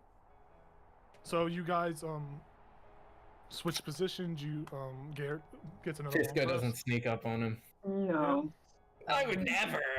I No. would never. What? That doesn't sound like me at all. You guys continue again for 8 more hours. I will say, Jayla, if you're still leading the pack, go ahead and make another. I will say, go ahead and make it with advantage now. You and Ichabod actually could make it with advantage since you guys have y'all's background perks. Icky. Even if he's not in the lead, he can still aid you by rolling his own. Ichabod. Oh shit. What is it? Okay. Mary. What am I actually rolling for here? You can do survival 20. check. So with advantage. Okay, You roll a 30, 20. 15. 30, 20. 15, 20, yeah. You guys are able to navigate onwards into the darkness. It does begin to get dark around 8 o'clock. The sky is pitch black. It is overwhelmingly disconcerting. It's very terrifying that there are no lights out here. There's nothing to actively see. Of course, Ichabod, with your devil So sight, normal. you can see literally almost everything. Jayla, yeah, it's not nothing new to you, but you guys do you guys do push on, and you do notice, since you guys do stay up during y'all's watch, that as the night goes on, the further you progress, I will say all of you can make a perception check. The DC is going to be a 25. Oh shit! Craig, What is that number? the DC Never is heard 25. that before. All of us? But you can all make perception checks Oh, as you guys are Wait. headed into. I can't beat that. I got no You reason have to. guidance, don't you, Craig? You have guidance. I am going to guide myself. Hang on. I have a question real quick. Yes. Can birthday crits be used after you see your roll, or does it have to be before? You can see it. It's your birthday crit. You don't get one till your you next once birthday, a so that year. is up to you. Yeah. If you I want to can't- use a birthday crit, you can feel free to. It's your birthday. I can't beat this with a crit anyways, so I'm not gonna. Oh. All right. I'm gonna use my guidance. Thank you for reminding me. I was like, wait, how do I get above that? Ha. Roll a 3. Oh, it's not gonna happen. Yeah. Did anyone get even remotely close? I can give it a roll. No, Yeah, 6 I got a total. 4. Ooh. 14. Okay. 21. Oh, Ooh. pretty good. Ooh. Is it plus? Wait, we're doing survival, right? Well, this is just Okay. perception. Perception. Oh, perception. Okay, 19 then. Yeah. As you guys do, Or- especially 25. as you guys are pushing through, you are going at a fast pace. So, what you do notice with these, as you guys are traveling through the wilderness, you notice that at the beginning of around like 8 o'clock, 10 o'clock, the sky is pitch black. About 12 o'clock, 1 in the morning, the sky has begun to. There's sprinklings of aurora borealis beginning to take shape throughout the sky, and then around the end of your trip, as you guys are arriving back at Targos, you see that there's an aurora borealis filling the sky. The sky is lit up brightly. It is as if it's casting its own sunlight, seen as the sun doesn't ever shine truly in Icewind Dale. These lights are dazzling. They're beautiful. It's a beautiful sight, as the night before that Elizel would have noticed. It's a very beautiful sight. And about the mark around 2 o'clock, 3 o'clock, you guys do arrive inside of Targos. And as you guys come into view of the... Sorry. As you guys do come into view of the town... It's destroyed! No, We hustled our shit back over here, so I'd be like, everyone's "Ew, dead! No, fuck you guys." I mean, fire spreads quick, right? as you guys make your way back to this town, it is like before. You see those 20-foot tall walls made of complete lumber that surround the entirety of the city. You see at the back of it, you see that there's an opening onto Lake Moir Dualden, and you see that all the houses within, as you're coming down on this crest of a hill, you see that all the lights, all the houses have this beautiful, friendly, glowing brilliance of just torches and house fires that are just lit up, showing that the even though it's late at night, this town is so much alive with everyone inside and sleeping peacefully, well protected from whatever elements their houses can provide. And the cold, not so much, but the overall dread of the wind and the wetness of the melt of snowflakes. You do see, as you get closer to the city, you see those 2 guards standing outside of. These are 2 different guards. And you see that this time none of them wave at any of y'all as y'all enter. They just take notice of you guys and nod. And it's roughly right. I'll wave at them. Yeah, they don't. Neither of them. These guys seem experienced in like whale veteran guards. They don't wave back at you. They just nod as you guys enter. Really Obviously, they shit. take the time to look over each of you as you guys push in. Would they see my Yeti hands that I've attached to my belt? Yeah, they notice. They're picking up on the stuff you guys are wearing, but they're not actively engaging you. They just notice it and like, okay. Yeah, I'm the shit. But you guys, this is very much a welcoming sight from this very long journey that you guys have been on. The town itself is not alive. It is alive in the sense that people are inside sleeping, trying to stay warm, but there is no one in the streets. It is very much a dead town right now. You do see that you see that there is one particular, there's a couple inns. The main inn, Deluskin Arms, is very much still rowdy with noise of people coming and going inside to sleep. There is one tavern still open. Actually, the only tavern in this town that seems to be profitable. The Three Flags Sailing is booming and bellows of people having a good time, drinking and enjoying what little happiness they can at this time of night. But other than that, you guys are in this town that is pretty much asleep. Well, as I will just quickly say, is there anything that we really need to do tonight other than drink? I'd like to deliver Garrett to his house. Oh yeah. I I'd want like to my see him earrings. there. What time is it? I could bothered like this. It's about Yeah. 2 to 3 a.m. in the morning. Garrett, when you say this, Garrett's like, I mean, I could use a drink too. Yeah, right. I was gonna say, should we maybe do that in the morning? Is a good morning. And A present. Keegan's not. You don't want to see him when he's up this early. He is not a. He's not gonna be happy. I mean, he will be happy. I feel like Garrett probably wants a drink after all that, too. I really do. Well, Okay, let's go drink. Let's do it. Food. Food. I'll Real food. eat and drink water, but I'll stay sober. Why no? I just drink First is time. just drinking. Yeah, water to just Well, that- hydrating. Or I'm not saying that out loud. I'm just like, oh, Yes, that is off script. Yeah, you guys make your way over to the Three Flags Sailing, and as I said before, there are small jostle of laughter. There is you hear the chopping of vegetables as someone going to town on a cutting board, and you hear the occasional belches break the still morning air of Targos. You see that as you walk inside, it's very much a normal tavern. As you do walk in through the double doors that open into, you see there's a little bell above that rings, and you push into. You notice that it is a little bit crowded. It's not too crazy, but it does have it's the normal riff-raff of people. It's not quite as packed as this image shows, but take that into mind as you come in. There are a couple tables open, and you see most of the people in here strangely appear to be families. There are little kids in here drinking root beer, of course, but they are families in here. It very much seems like a family atmosphere, a family-friendly tavern. And working behind the countertop, you see there is a who is vigorously sharpening a heavy set of knives. Is this older woman? She's very plump, has this spindly gray hair. She kind of has a little bit of separation between her teeth, and she's moving around with the grace of a woman much younger than her. She's a human, but she's moving around real fast. And you see she has this beautiful bright orange handkerchief tied around her head, and she sees you guys come in, and she's like, "Oh, well, hello. Are you hungry?" yes, yes, Oh. yeah, mm-hmm. Oh, okay. Oh, all right. Well, go sit down. I'll make you have something real fast. And she just starts chopping away at some like celery. She just starts going crazy. It's like as she's chopping it, just flying over into a pot behind her.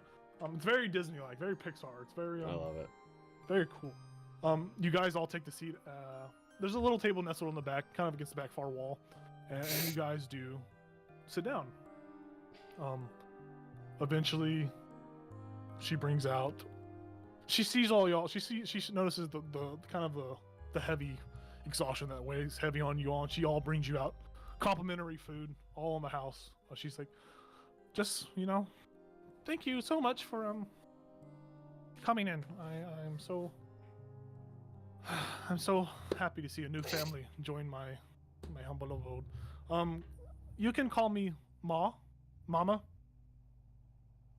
That's Mama Ethel. That's what most people call me.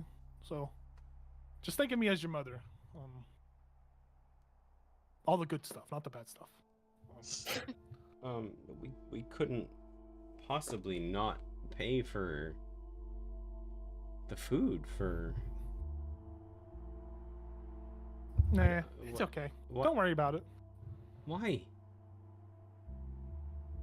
I know a weary expression when I see one, and you know, it's the least I can do.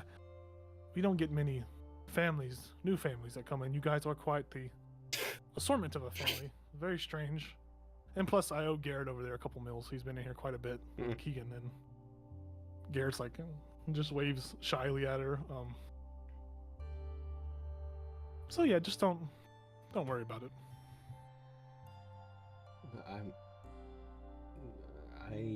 We appreciate it. She takes your hands in hers and she gives you a little. You are quite the person. You are so beautiful. Thank you. If you could see me blush, I'd be blushing. It'd be like teal turning to like seafoam green. What's strange about this interaction is that she's very openly warm. Fiska, you have been, you weren't able to do whatever you wanted to earlier, and there's another strange feeling comes to your mind. It's not the same sensation within your mouth, but you start picking up on. You feel these like. You start hearing this jumble amount of words begin to seemingly radiate off of this old woman. It seems as if you are hearing like she's saying, "You're so beautiful," but inside you feel like you're hearing her inner thoughts as she's like, "This is a strange person." That's what you feel like. You feel like you hear that, but it's one of those things where it's like brief. And you're like, you kind of like shake it off, as if you think maybe exhaustion is like taking an effect or something like that. That's kind of the feeling it imparts on you. Interesting. She's holding your hands and Elzel, and she's like,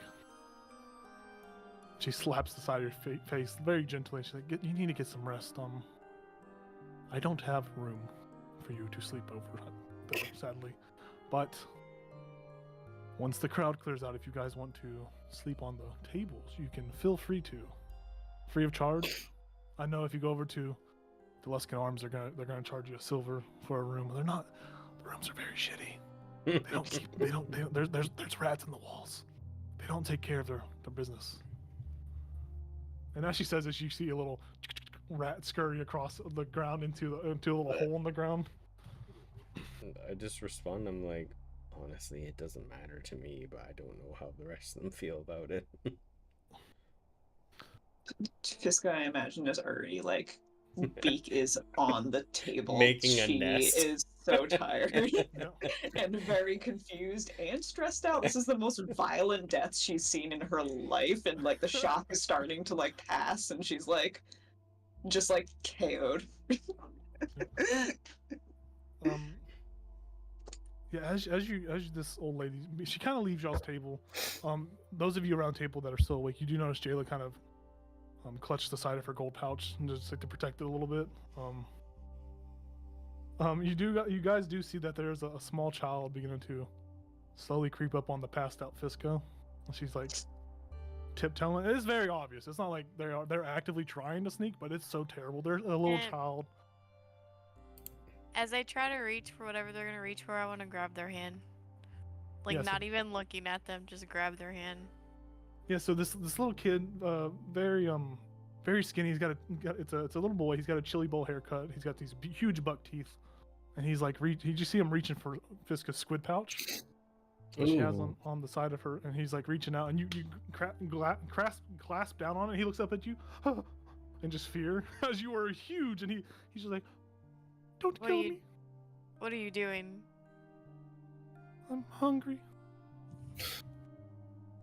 So you're gonna steal? I was just going to borrow. How about instead, I'll give you 8 copper. He looks up at you. He's this puppy dog. He's like, "Really?" Here, go. He takes 8 copper. And he bolts out the door, and Ethel comes around. Did you just give that boy money? Yeah. have to tell his father and mother again. He's playing the innocent card again. You just got robbed, sweetheart. It'll be fine. It was just copper. I mean, she leans in close. Most of us only have copper and silver. Do you have more?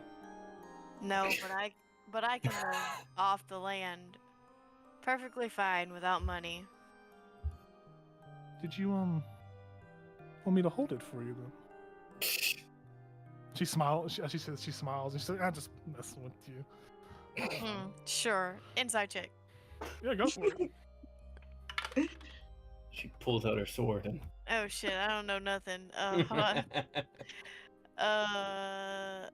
That's a 9, so 10. She's hard to read. She rolled a nat 20, so she's very hard to read. Oh my gosh. All You you don't see have behind to trust her. it. all you see behind her face is just a caring. All you sense from her body language and the way her muscles are. You sense that she's very much relaxed. Well, she seems honest. You can hear the honesty in her voice. I just speak up and I say, I don't trust her. I say, you touched my paws.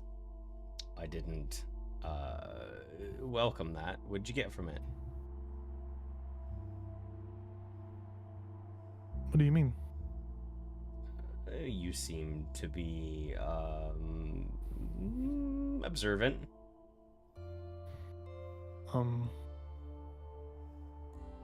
She grabs your paws again and she places a copper within your hand. I didn't see much. I mean, I see that you seem lost, sweetheart. This is a penny for your thoughts. This is keep this as just whenever you're feeling like sad, lost, just look at this penny and think of good old Mama Ethel. I appreciate that, but that's not really what I was looking for. Oh, what I you looking really wanted to tell you was the last time that we were in a place like this, and a child needed help. Well, it didn't go well, and so the reason that Jayla wanted to help a child out was to try to alleviate bad things. Bad things. And if you didn't see that, well, that's unfortunate. Yeah, I must have missed it. I mean, I pick up on a lot, but people's actions change a lot, especially in Icewind Dale. So sometimes, some stranger will do a nicety, but it's also, it just never ends well if you try to be nice here. You usually get taken advantage of, and just like the little boy did. But I mean, if you guys truly have seen the shit, I can only say sorry for your hard times and try to make you feel at ease for a little bit. I don't do much sightseeing anymore, but when I you did, can? I could. I mean, the cold is good for my bones, but I don't know. I don't get out much anymore. The families that do come in, they are sweet. The children can be rotten, like the kid that just ran out. But I get what you're saying. It's interesting that you call the children rotten when they're just an extension of their parents, right? And the people who raised them. I sure did. Alright, well, I'll let my family know that you see more than you express. She smiles with her big toothy space smile. It's kind of creepy as you're looking at it. It's kind of unsettling. But she just smiles and she's like, Elzel's I'm gonna used go back to chopping. looking at himself in the mirror, so. She walks back over to the chopping board and begins to chop, putting more stuff into her big brothy bowl of soup in the back behind her. Pot of soup. And you guys do. I mean, you have the rest of the night. You can, if you want to wait here for the night to pass and sleep. What do you want? I quickly explained to everybody that she claims to be like a seer, that she has like powers that she's not used to using, that can maybe see into the future or the past, or she didn't really explain too deeply, but yeah. I don't trust her. Yeah. I'm tired of this magic bullshit. All the Fair magic enough. users in your group are Ichabod's- like, excuse me. Oh, Ichabod's sleepy. Ichabod sleeping. I'd Are we want gonna to- sleep on the tables here? Are we going to the Alaskan Well, Tuscan arms. arms. Deluscan Arms? Elzel's a cat.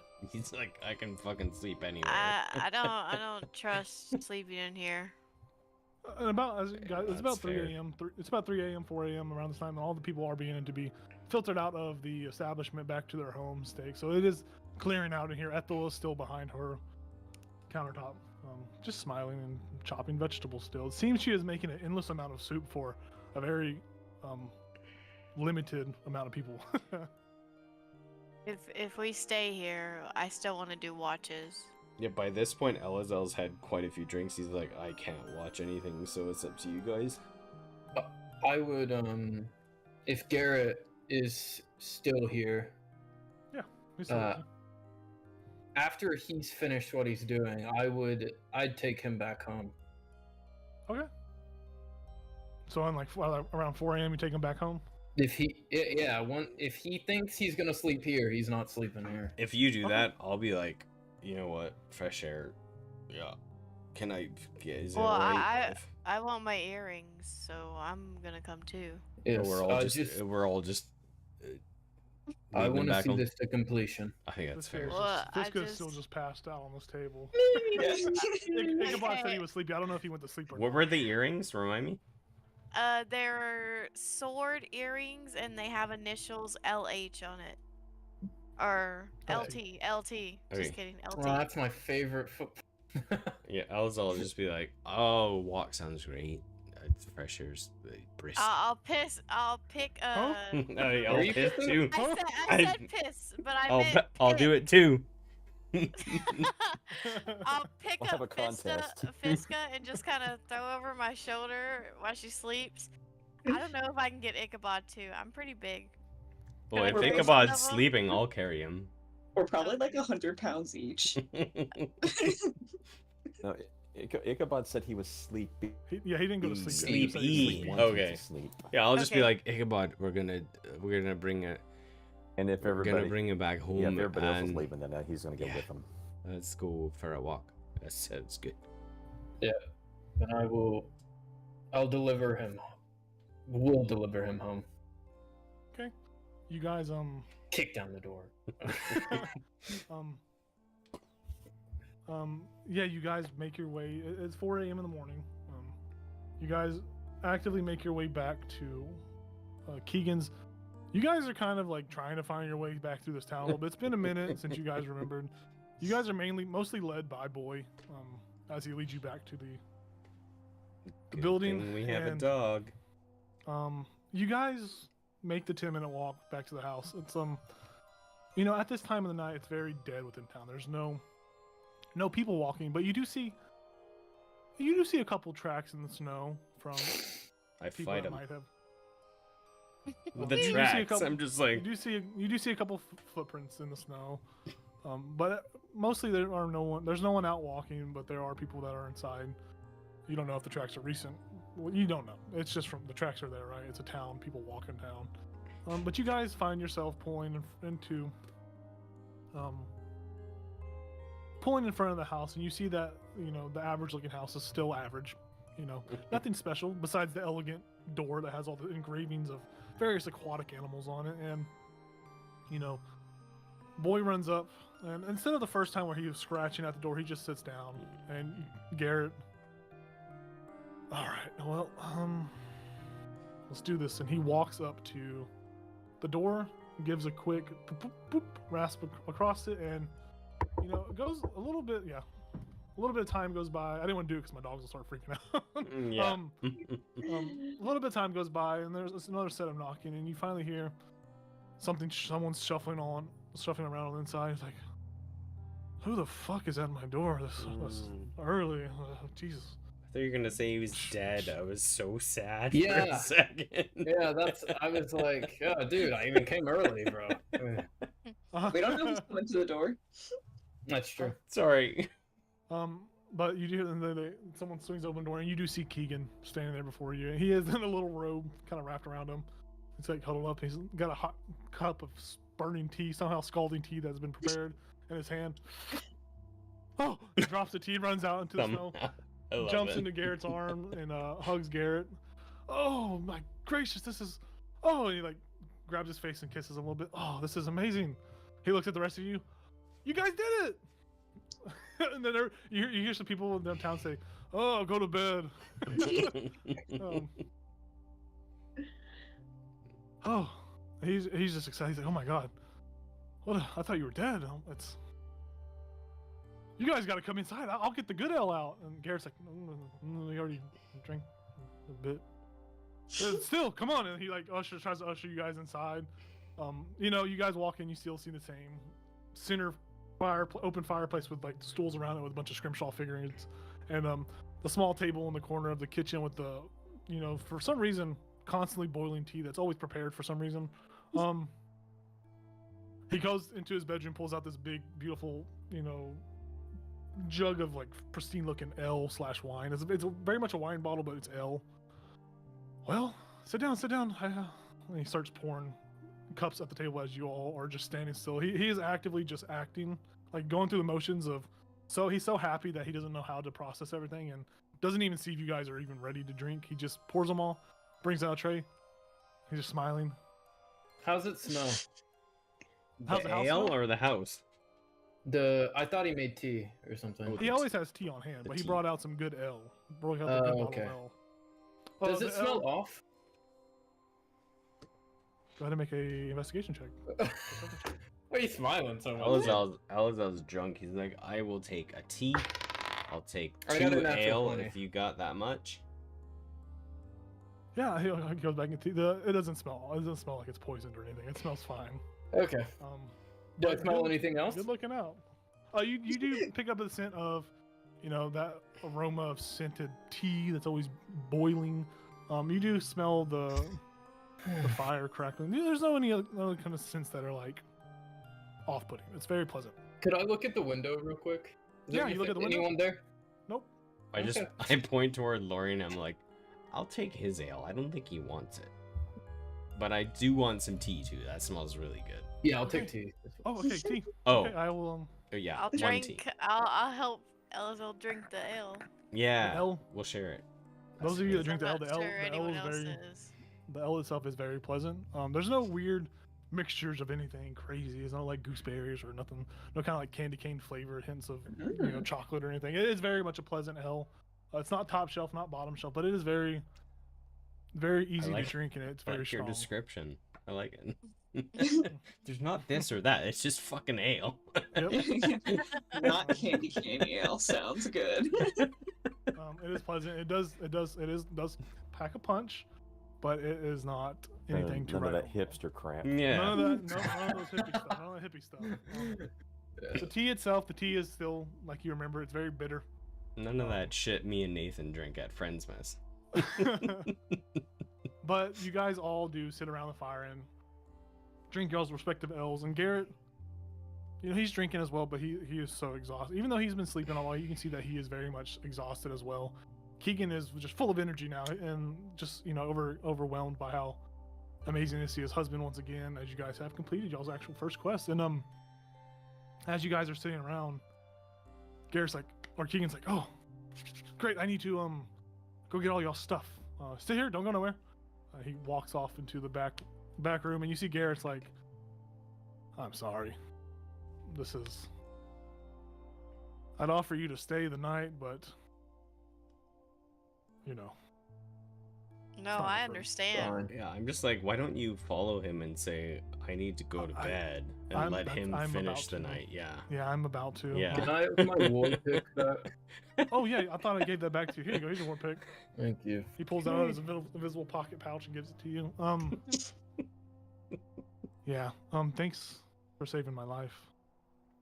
It means the world to me. If there's anything I could ever do, even though, you know, what happened up there in the mountain, I am a decent guide. So if you ever need someone that can guide you, We are trying to find a caravan or a person.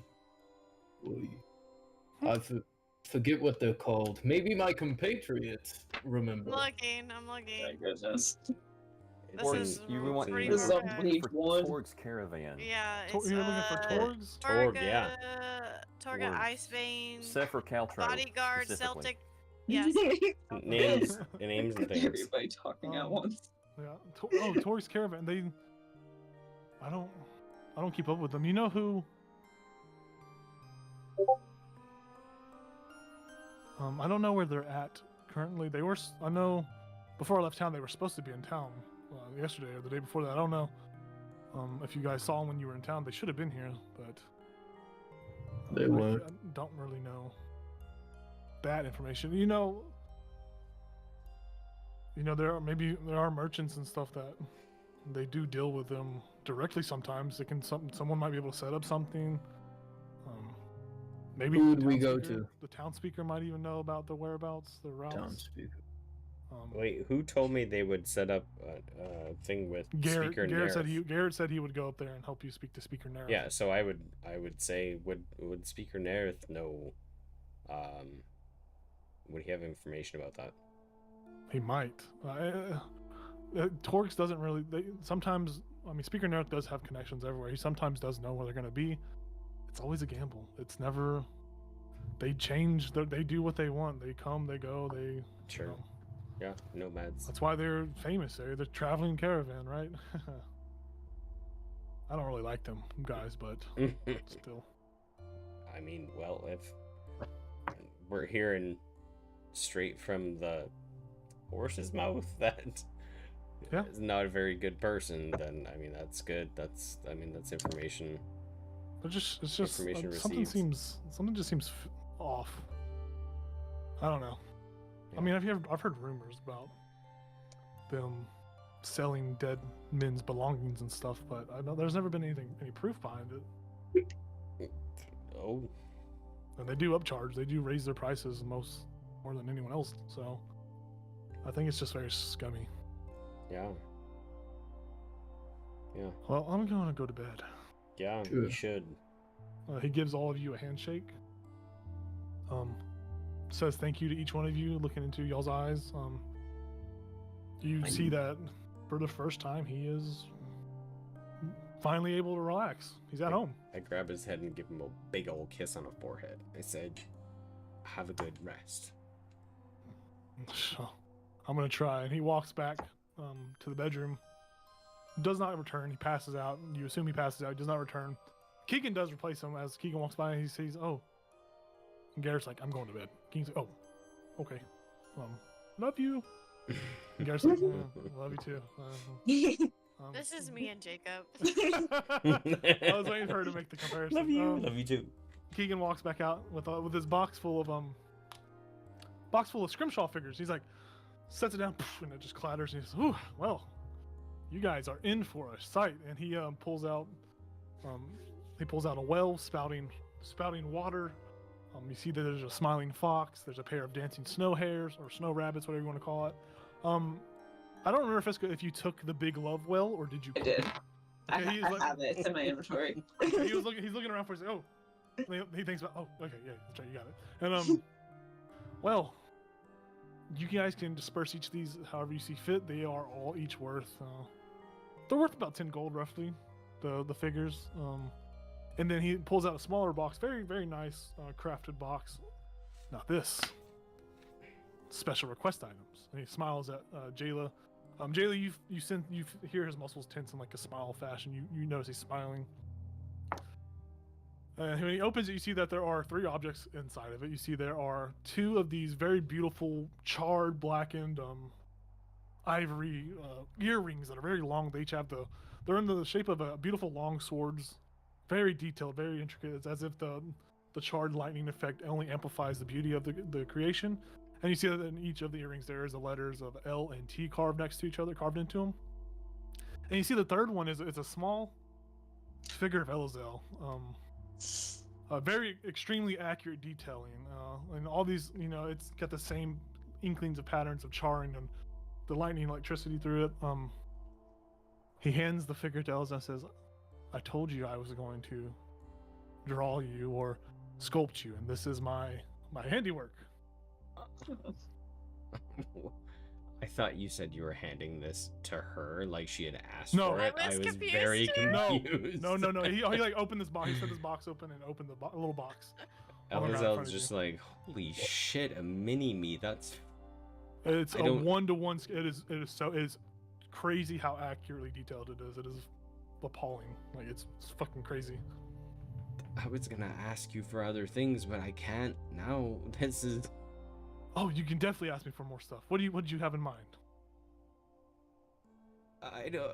Are you sure? This is wild. Like, you just made me a me, but like small. Yeah, you could look for. You could, if someone says they know what you are or something, you can give it to them. Like it's like a hey, totem token. That's true. Thank you. Thank you. Yeah, thank you. I mean, I had planned to show you this, and I pull out one of the Yeti horns. His eyes just widen at the sight. He's like, oh, holy shit. Yeah, we did some things. Well, we were up there, and I was just wondering, are you able to like? I mean, it's already kind of a weapon. It could probably do something, but what I was wondering, could you turn it into a dagger, like about 3 inches down, like put a barb in it so that like when you stab and you pull out, it's like it pulls the skin with it, and I mean, Yeah, I could. Yeah, get right on that. That sounds pretty cool. He reaches out to grab it to take it from you. I hand it. Yeah, I did. There's no Ooh, resistance. This is cold. Ugh. It is. How'd you not notice that when you were holding it? No, I mean, I did, It's but like it freezing didn't. cold. He drops Oh. it on the ground. Oh shit. Oh, is that? Um, No, I did. No, it was not that cold. I'm sorry. so you are an adventurer. I'm sure you have calluses built up on your hands. Sure. That's cold. Oh. He Oh. grabs it with a little rag. I can definitely try. I appreciate that. I mean, we'll back. Is it just we'll this be, one? Would you I hand- have two, but just try that one for now. Okay, yeah. He looks at it. It's gonna take me a little bit. I'd say maybe hour basis, probably 120 hours. It's a lot of. It's gonna be a lot. It's gonna be a bit till. I don't want to mess it up. This is That's all right. quite Take your time. hard to get. Yeah. Take your time. He puts it on the table. I will get right on it tomorrow. Obviously, still gotta sleep, but I mean, I'll get onto it. no rush, but thank you, and thank you for this little Elizel. That's weird, but great. I have this. I'm glad you love it. He takes the 2 earrings. Ma'am, Mrs. Ma'am, I think these are for you. I'll take them and then Mrs. I'll. Ma'am. You have them in your hand. They are, even though you can't really see what they are, you can tell that they are fine. They're high quality. Kind of respective to how much the other figures cost. You probably guess they are worth 10 gold in total. They are well worth it. Although you even would know that little figure is probably worth 10 gold as well. It's Jayla, you can tell by the craftsmanship that it is well made. Well, she'll probably take a minute and just like have her hands and feel over it, and then she'll finally stop when she feels the initials, Mhm. and then take a couple more minutes, and then she'll put them in her ears. She'll start wearing them. Beautiful. Yeah, they are in your ears now. So she like took the time to like heal over them? Is that what Yeah. I understood? Yeah, just like I was like had them in the box and I was just like touching them and Yeah, just feeling the craftsmanship and everything. I love it. Fisk, are you awake at all? Did you wake up by chance whenever they brought Probably you? not. Stacy- Unless if you think I should be awake, maybe I Well, like. Keegan- Leaping in Keegan- someone's but- arms. Keegan looks over I would have to set her down. Keegan looks over to her and is like, "Is Stacy okay? She looks tuckered out." Stacy. Oh, yeah. Is that the name you Um, gave, Stacy? I gave her that name, I think. She's just tired. We've had a very long day. Oh, well, yeah, I would welcome you here, but it's probably not gonna be. I mean, I can make a pallet or so. I can make some sort of. What did Garrett say? You could stay the night. He said no. Ah, don't listen to him. No. This is my house. It's fine. I'll bring some blankets out, and he walks into the bedroom. And you hear Garrett start, leave me alone, like grumbling, and he walks back out with like a bundle of like blankets. He says, "This is all I really got, but yeah, here," and he just places them on the ground for you. This is literally me and Jacob.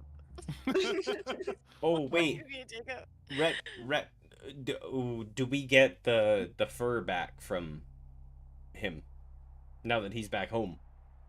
Yes, Garrett. Yeah. Garrett has given you each y'all's fur. Y'all have y'all's 5. Those of you with your 5 pounds of fur, respectively, y'all both have those entirely. Cool. Can he do that? Can he tan it? Can he Or is tan that- it? Probably yeah. not. It's Okay. probably not something he could do. You do remember that you probably think that maybe,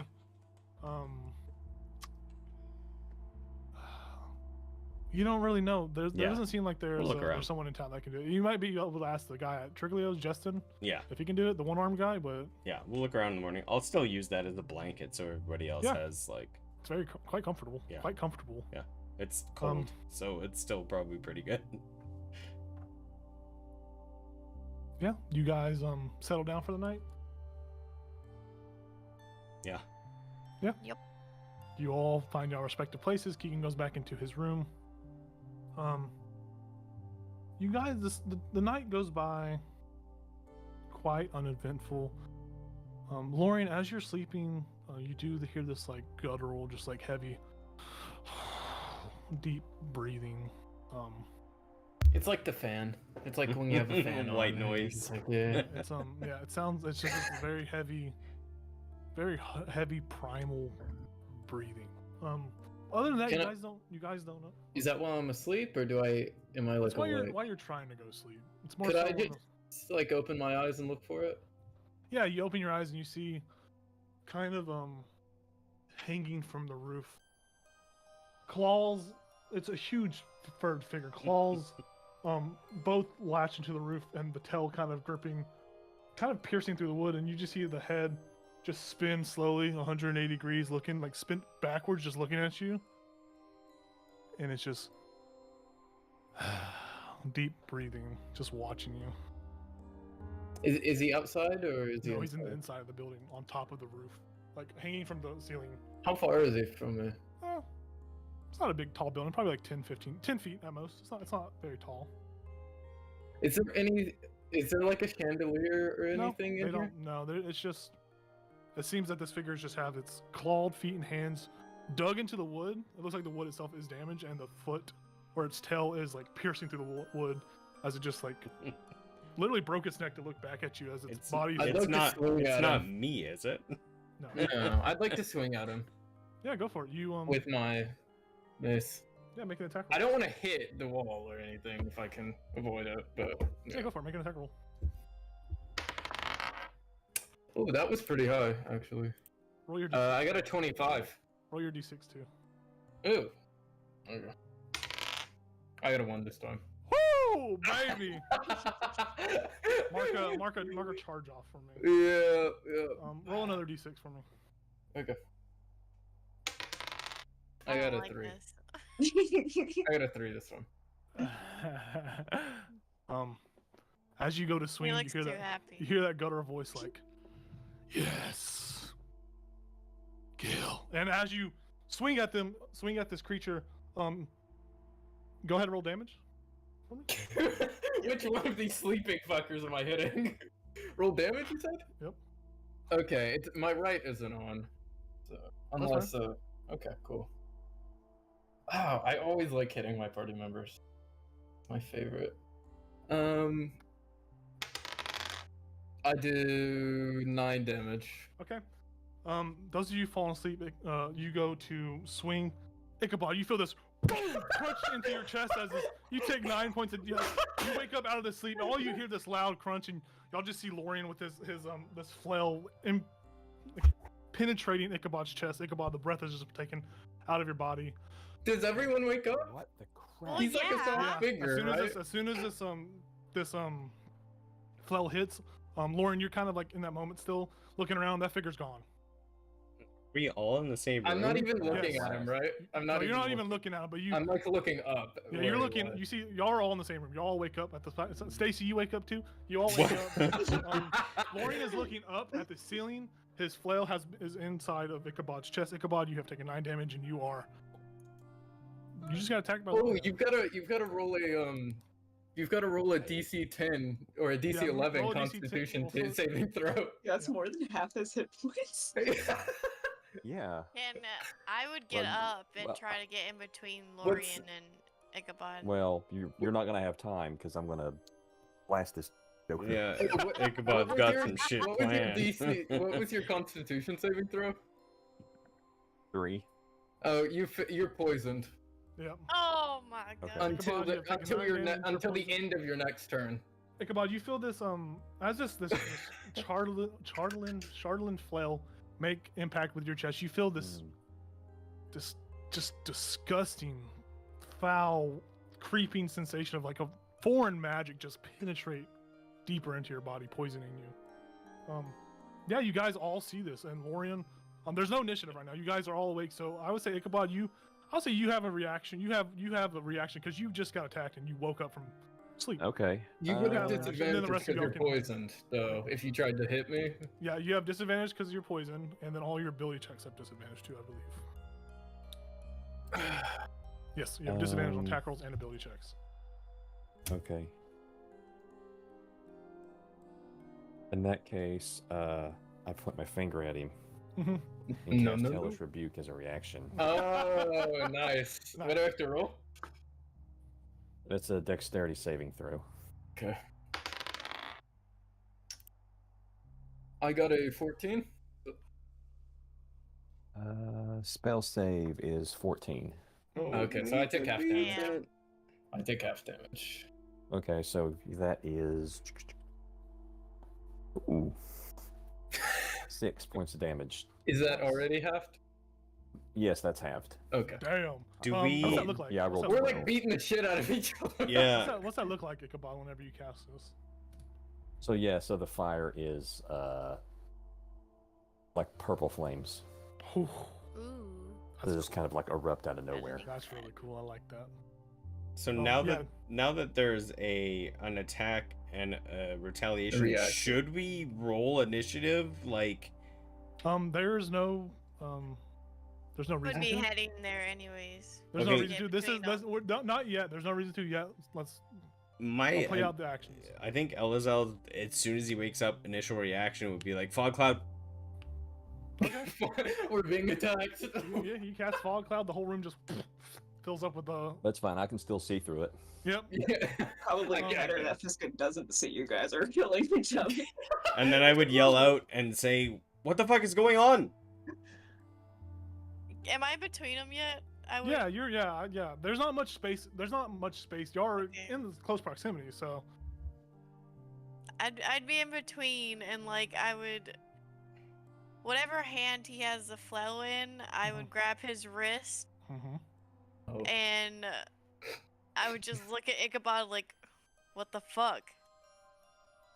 and wait for them to Like, respond. do you see this? Do you see this? You see this big Oh hole wait, in my no, you don't. You Well, don't see um, crap. she would see. Lauren, you through this fog cloud, you see you hear Jayla's voice, but you see a clawed, massive hand grab your wrist as you are, Hit as you me. feel, as you are, you know, in this Hit weird state of me. influence. She has the one with my flail in it. Yeah, she has Yep. she has grabbed your hand. You have the flail still in your hand, but you from your perspective, you hear her voice, but you see this the clawed paw. Did my voice come through? You heard his voice as well. Yes, you heard Okay. everyone's voices. But as soon as his interaction, you saw this. You just because there's fog around you, you just see Jayla's. You hear Jayla's voice, but you see a clawed. What you recognize as, you know, the Beast Lord's clawed paw. Yeah. I guess me. I'd try to tear the Beast Lord's hand off me. Yeah, just making a post strength check. It's not. Nothing Okay, I have crazy. to make a strength check too. Yeah, both of y'all. Okay. Cool. Stacy, you wake up and you don't know what the fuck is going on. Ooh. I didn't roll very well. Dirty 20. I got a 12. You're not able to pull your hand away from Malor's clawed paw. Would it wouldn't be I couldn't do another thing, could I? I'd be done.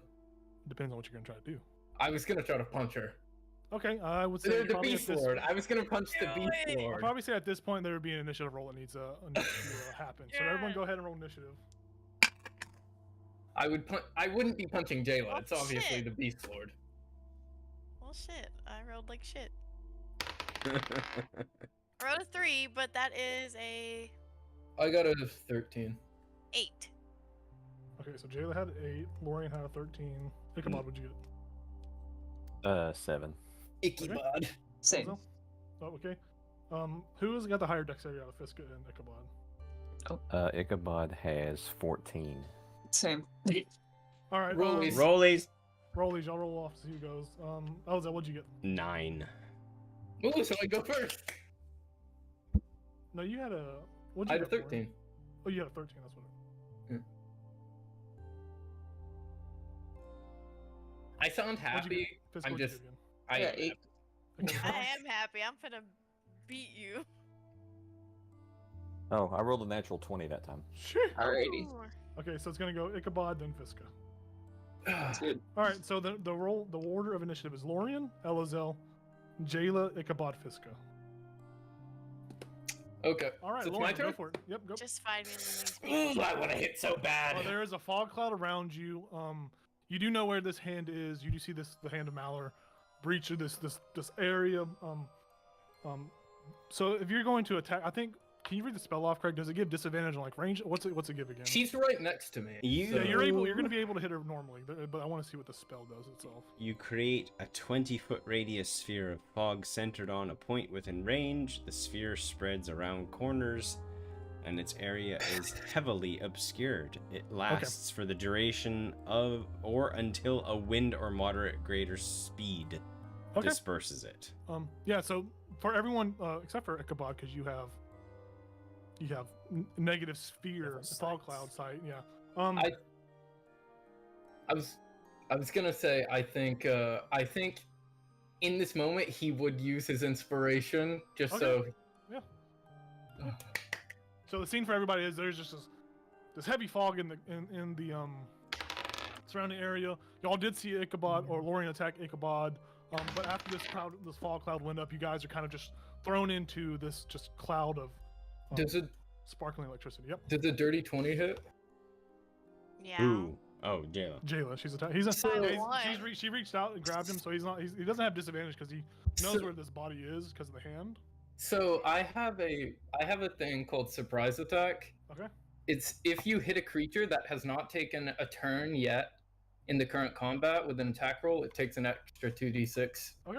Yeah, go for it. I love how you're like, I really want to hurt her. Well, I think Like a she's. rogue. Yeah, no, I get it. Yeah, he doesn't. You don't know what's really going on with him. Lauren, you do have to. You don't have a roll. You don't have to roll a d6 until you are unconscious again. Okay. But you still have the effect of that bad roll. You have that effect of that bad roll until you are unconscious. You take 14 points of damage. Cool. You need to make a Constitution That's a save too, lot. Star.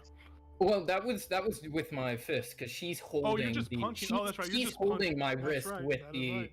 Yeah. She's otherwise she would have probably taken A lot she would have yeah Yep. she would have taken more damage than 14. Yeah, this you see Lorian's furred hand, fist, his long 10-foot arm, just right in your Boom comes out of the mist, baby. Thank for you, Jayla. You aren't you see exactly where Lorian's at because of your blind sight. Oh right, you saw that fist coming the whole time. Yep. And you chose to let it hit you. No, I course. didn't. I know. You gotta own it when you can. And then I'm just like, I would say to her as I hit her, unhand me. And then he'd be like, no banyan burn you. Do you say anything back to him, Jayla?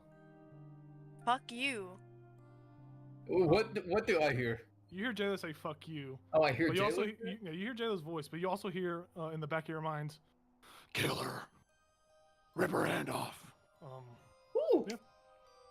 I don't think I'll get that far, but Yep. that's oh, I would also invoke my if she still looks like the Beast Lord, right? Yeah, you still see the claw. Okay. You just see her arm. You don't see any of her visage because of the fog cloud. But she still looks like You still who see I Malthor's hand. Yeah, okay. Melee. I would use my bonus action to my blood maledict to Okay. it's my blood curse of binding, and you have to roll a DC 13 strength saving throw.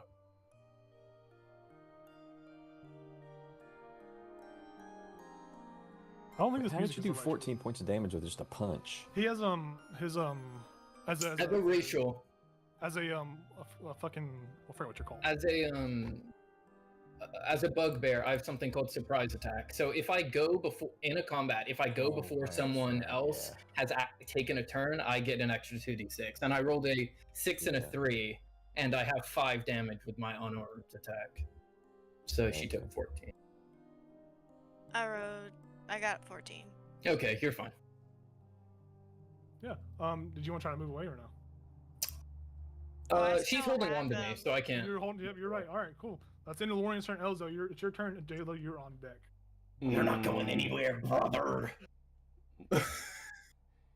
Hearing that Hey, Hulk, Hulk Hogan. hearing that Hulk Hogan mean, just that's Dale finished holding his on to turn. me, but- I will just. What is it to drop a fog cloud? Is it like a bonus action? Is it I a? think it's free. You can just Free if it's action? It's like concentration. it's a concentration check. So you can drop your concentration. That's So just you can free. just. I would say you can just do it as it's a free action. You just drop your concentration. I will just drop it so everybody sees him and he sees everybody. And I will just say, Sees blood coming dripping down Jayla's face. I'm like, that's a gross. What the fuck are you doing? And how far away from him was I? Y'all are all within Not 10 too feet. far, So right? y'all are all in the same. I would say y'all have probably maybe 10 feet apart. Jayla's 5 feet from Lorian. The rest of you have a little bit of like 5 feet between you and him. Oh, So this you have 10 feels feet. this feels so familiar with Eris and company. Blast him. Yeah, I mean that's my first. I'm gonna witch bolt. Nice, go for it. Fuck yeah. I don't have. What do I have to roll? Well, I'm rolling. Oh, do you? Okay. It's not good. I remember when he was just gonna let the sleep pass me by, and I was like, "Can I open my eyes?" I rolled a 9. That doesn't hit. Fair. Yes. One second. Bonus action. Oh, so you dropped the fall cloud, right? Yeah, he dropped it. So yeah, Yeah, y'all- yeah, yeah. The fall cloud. There's no drops. fog. Everybody's visible now. Yeah. Fall cloud drops, Lauren. You see 4 forms of the beast lord surrounding. Wow. you, one gripping your arm. I'm in deep, huh? I'm in deep shit. The Beast Lord's ganging up on me. And I rolled a 1. Okay, so Oh, well. when I cast that, my body once again just flies up into the air. Oh, nice. Unexpected. And I'm like, oh, what the fuck? Yeah, okay. As far as like bonus actions,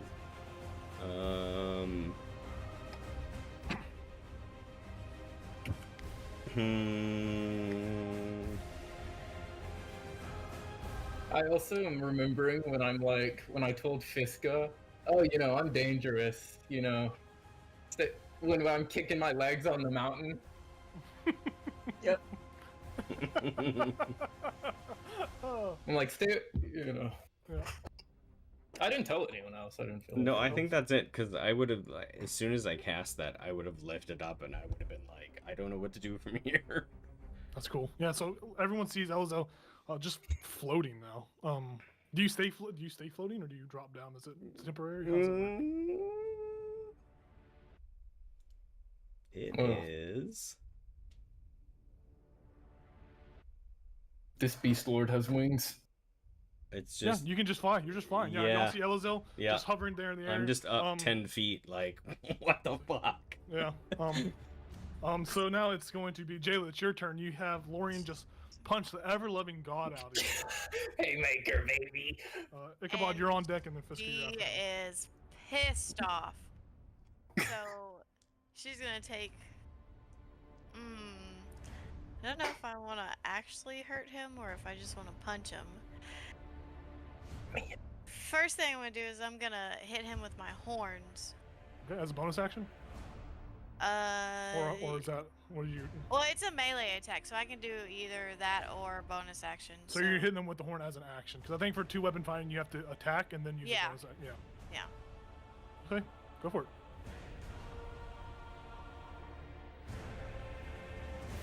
Does a 19 hit? Yeah. Okay, cool.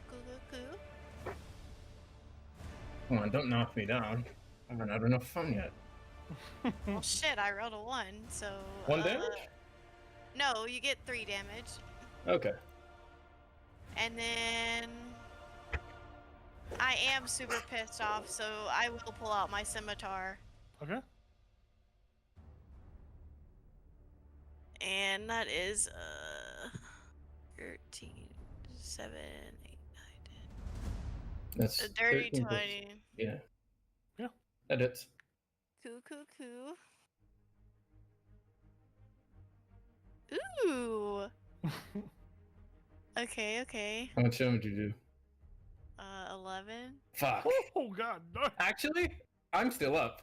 So Lorian, what you just saw was in your eye you just saw are you still up or did you I wouldn't fall to 0, but I would go back to 1. So you're at 1. Okay, yeah. Oh with yeah. the So this is what everyone sees. So Lorian, from your perspective, you see the beast lord just bring a heavy paw down just across your neck and then just take a bite out of you, and you just feel this overwhelming fear of just maybe they were right at the temple.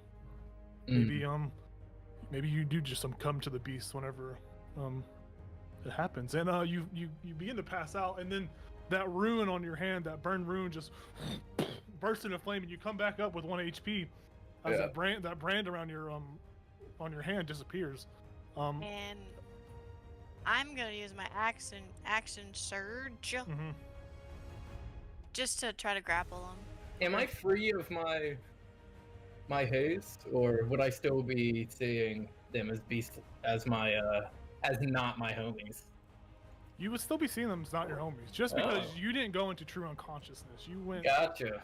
You went down and then you were brought back from your gift. So Eliza, what you missed was Jayla, pretty much 1 swing just knocked out Lorian, but that 2 swings. 2 swings. That rune on his hand, as he was passing out, that little brand on his hand that he got from the berry bush guy, it burnt and lit up, and he came back with 1 HP. As that blessing seems to have faded. Go ahead, finish your attack, Jayla. Okay. Oh, well, I want to grapple him. So You're gonna he's grapple? Yeah. So make a post. Post strength checks. Yep. Or I think you can also make a you can either make a strength check, athletics check, or dexterity check to get out of to try to beat it. I'm good at athletics. Okay. What'd you get, dog? I can't see very well. Okay. And I'm just strength, right? Yes. 18. I got a 23. Oh shit. Get off me! Get off me! I mean, I'm going down next turn, but you know. Okay. Yeah, so that's your turn. I was Lauren, gonna you- hit you, but Lauren, you just see the Beast Lord is just there. He's just snarling at you. Ichabod, it's your turn. Fisker, you're on deck. How does Icky this bud. poison thing work? So poison means you Oh. have disadvantage on your ability checks and attack rolls, and then I believe you can. It'll end after your turn ends. Yeah. So this round you have disadvantage on um, ability checks and attack rolls. Okay. How close am I to him? You're about 10 feet. Oh, that would make Okay, sense because I so- got long arms. Yeah. Yeah. So I could do a ranged attack. Yes, without disadvantage. Well, you have disadvantage because of the poison, but Well, disadvantage, but yeah, in that case, I'm gonna. Here comes the old Eldritch Blast. After I use my bonus action to. And put Hexblade Curse on you. Oh. Oh my god. This could go poorly. Maybe it won't, but it could go poorly. Which means. What does that do exactly? You crit on a 19 and 20, That's- yeah, Yeah, and you get healed when I. pass.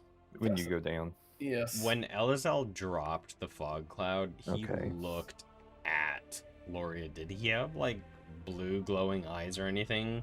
No, you don't see any Okay. icy blue eyes. You do see that there is a unbridled, like, pure just sensation of joy and rage mixed within Okay. his eyes. Okay. As he's just Blue eyes would So- mean a totally different thing at this moment. blue eyes, white dragon. Go. So, disadvantage, right? Yeah. You do have disadvantage because of the poison. Yes. Okay, so 10. Yeah, baby. Sorry. Does not come on, hit. Sadly. Fiska. Yeah. Lauren, you see Mallard just like reach over, and you see this like weird, blackish like liquid just shoot from his hand and, and sharpen into your and try to go to, and you dodge out of the way. Has anybody said anything to him yet? Mm, I'm Not- too Jayla pissed said off something. too. I told him to fuck you. I got Like, nothing I to say said, to this "Fuck guy." you." Okay. Cool. Cool. I did hit him while he was sleeping. So, you know. Fiska, it is your turn. Mm-hmm. So Fisk. And- Sorry. I named you Stacy. Oh yeah. So Stacy can't see anything, right? Because No, there's. you can see stuff. Oh, the fog he cloud dropped has it. the fog cloud has been dropped, so you can Yeah, see I everything dropped the that's fog going cloud. Okay. on. Lorian does look bloodied. Very much. So. Wow. Is there a window behind me? Yeah, there's one directly behind you. I mean, you're still within 10 feet of Lauren, so he will have. What? If you try to move away, he will be able to hit you with his long ass arms. But there is a Oh window my god. behind you. Yep. Okay, I'm gonna ask you a question.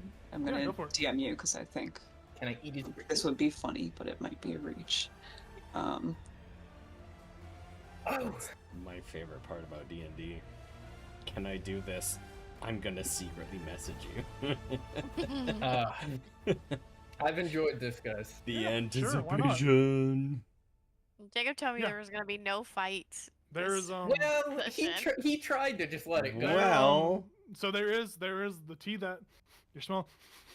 There's a hint of rose in the tea. So yes.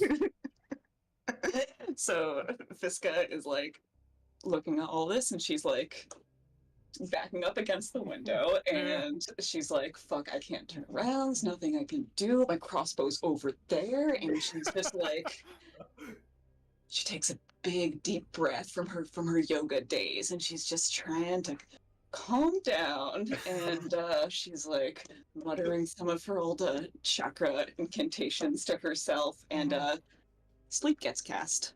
Oh, Um, buggies. So you can go ahead and roll. I don't think you can. Have to roll I'm 'cause he has asleep. 1 I'm HP. asleep.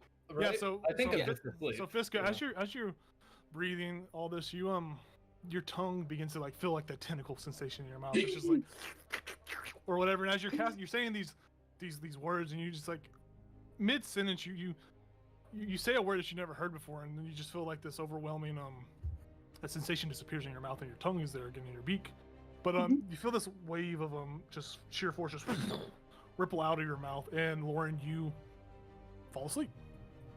Lauren, as you're falling asleep, You hear that voice again say, "You're still too weak." As you pass asleep, as you fall asleep, Can yeah. I'm gonna take out my rope from my bag, and I'm gonna literally tie him up. Okay. His Could Ichabod ankles, kick him in the face? wrist. That would probably wake me up. No. If you want to kick him in the face, you can certainly do that. Yes. This is, What's Lauren is once asleep. he's tied up. After he's tied up, Mhm. Ichabod's Okay. going to kick him in the face. There you Okay. go. So you will you no longer poison Ichabod. So after Lorian is tied up now, you can walk over there. You can swing with advantage because it is a melee attack against him, since he is prone technically. Oh, does that? Oh, that means that he's. I still have my curse on him too. I would be considered incapacitated, right? Oh yeah. Yeah. Can't take actions. That's all. And so as Unconscious. Ichabod kicks him in the face, I'm gonna be right there, like crouching down, with the unsharpened horn right underneath, like right here. When he wakes up, Okay. it's gonna be right below his chin. Ichabod, go ahead and roll your damage on your melee attack. What would that like? What kind of damage would that be? It's just an unarmed strike with it. So it's your okay. D20 plus 5. Isn't it a critical? Yeah, that's what I'm saying. Yeah, he would. Oh yeah, he- it's a critical So success. it's Instant crit him. just. Well, he would crit. Yeah, he would crit. So me. you do 2 damage to him, Ichabod. Okay. I think. Okay. Because it yeah. says you have 0 damage melee, but that would just mean you have 1 damage. I'm pretty sure. I'm still unconscious if you Yeah. if you kick me. You kick him in. You see that as he's asleep. You I'm- kick him. He comes up. He awakes up for a second, but then he passes back out. He's Yeah, unconscious. because right I would now. drop to 0 after He that. drops At that below point. 0. Ichabod, you heal 6 HP from your curse. Pretty sure. Yeah, sweet. And I heal. I mean, you know what you're doing, but let me double check that. My warlock level plus yes. Ichabod, you feel your you get some more health back, and It's like I Lauren, didn't even hit you. Elzo, you do see Lorian Yeah. wake up. You see as Ichabod kicks Lorian. There's this weird like mid transition where you see him wake up. That rage and joy that was in his eyes is kind of gone now as he sees you for a second, and then he just passes back out. But he is unconscious right now. If he is not healed or brought Oh, back, am I he will making begin death to make saving saving throws? roll. Make a death saving roll right now. Okay, Oh no. And I will just watch. I you got a finish. 12. Okay, so you pass one. So he's like, as a cleric, I can tell he's like, You can tell he's unconscious. he's and I'm dying. unconscious. Okay. he's unconscious, but he is also making death saving rolls. So no, he's making death saving rolls. He's not, because when you come back, when you successfully save, you're unconscious, right? Isn't that how that works? Or do you come back up? You're stabilized. You don't Okay. wake up. Yeah. So he On a you, natural 20, I would wake up. you but- you can tell that he is actively in that between life and death stage, still He fighting. was for he his- was tied up though, right? We tied is him tied up. up. Yeah, yes, he I is tied tied up. him up. Then I will Yeah. spare the dying. Yeah, once no he's one tied trusts up. me. Oh, what? Are you kidding? I'm just fucking with you. you bring him, you stabilize him. You are still passed out, I'm pretty sure, right? Yeah, yes. I would still be asleep. And you stabilize him, and about that time, Garrett and King come out. Garrett and King come out. Garrett's like, "What the fuck is going on in here?" You shouldn't have let you sleep here. I What turned happened? I turned I towards don't Garrett. I'm fucking like, know. yeah, We don't know. I don't know. This Um, fucking idiot right here. What the fuck? And you see that those of you that are still conscious, you see that the Charlotte and flail is no longer in Lorian's hand at the moment. It has been let go. Can Garrett's like looking around. can huh? I go get it? And I want to Wait, who has hide it? it. It's on the It's ground. on the Charlotte ground. and flail is on the ground. His weapon's on Oh, the ground right now. I got you. But I want to like take it and, or I'm first before I touch it, I'm gonna say, I believe this stupid flail is what's causing this. oh, really? And what do? We need to get rid of it. Bury it. So Okay, I'm gonna. Oh, I don't want to. in the Hold lake. on. I'm gonna grab like a piece of. I'm just gonna rip a piece of that crag fur off, or whatever Okay. crag cat fur I have, Okay. and I'm Crag. gonna. Oh, wait. It's a crag cat. Pick it up with the fur, and Okay. then I'm gonna go outside and find a good place to hide it Okay. You that he will not find. you can message me privately where you're gonna hide it from for. Hide it at. Oh, I don't. Can I just like roll to see how well I do? Yeah. 'Cause Go I ahead and don't- make a sleight of hand check for trying to hide it. Ooh, I'm pretty good at it. I mean, you're probably not gonna let me leave this goddamn room, so. Ooh, I don't know. Okay, What was it? 10. Ooh, that's Um, achievable. 5. You Under the mattress.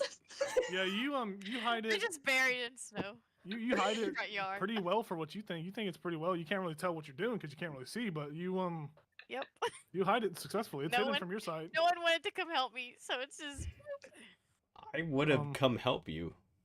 I was. Oh, Oh, there's no cost on it. I didn't know how much money I lost. Yeah, you guys are all left in this building with Lorian in his unsettled state. Garrett and Keegan are a little concerned as they see that the interior of the Kicking house has shit out of been me. blasted by an eldritch blast that missed. There is damage to the floor. They see this fucking cat man floating in the air still. Or no, you came down. No, the hill. I came down by now, and I actually when she came back in, I would have said, "Is it secret? Is it safe?"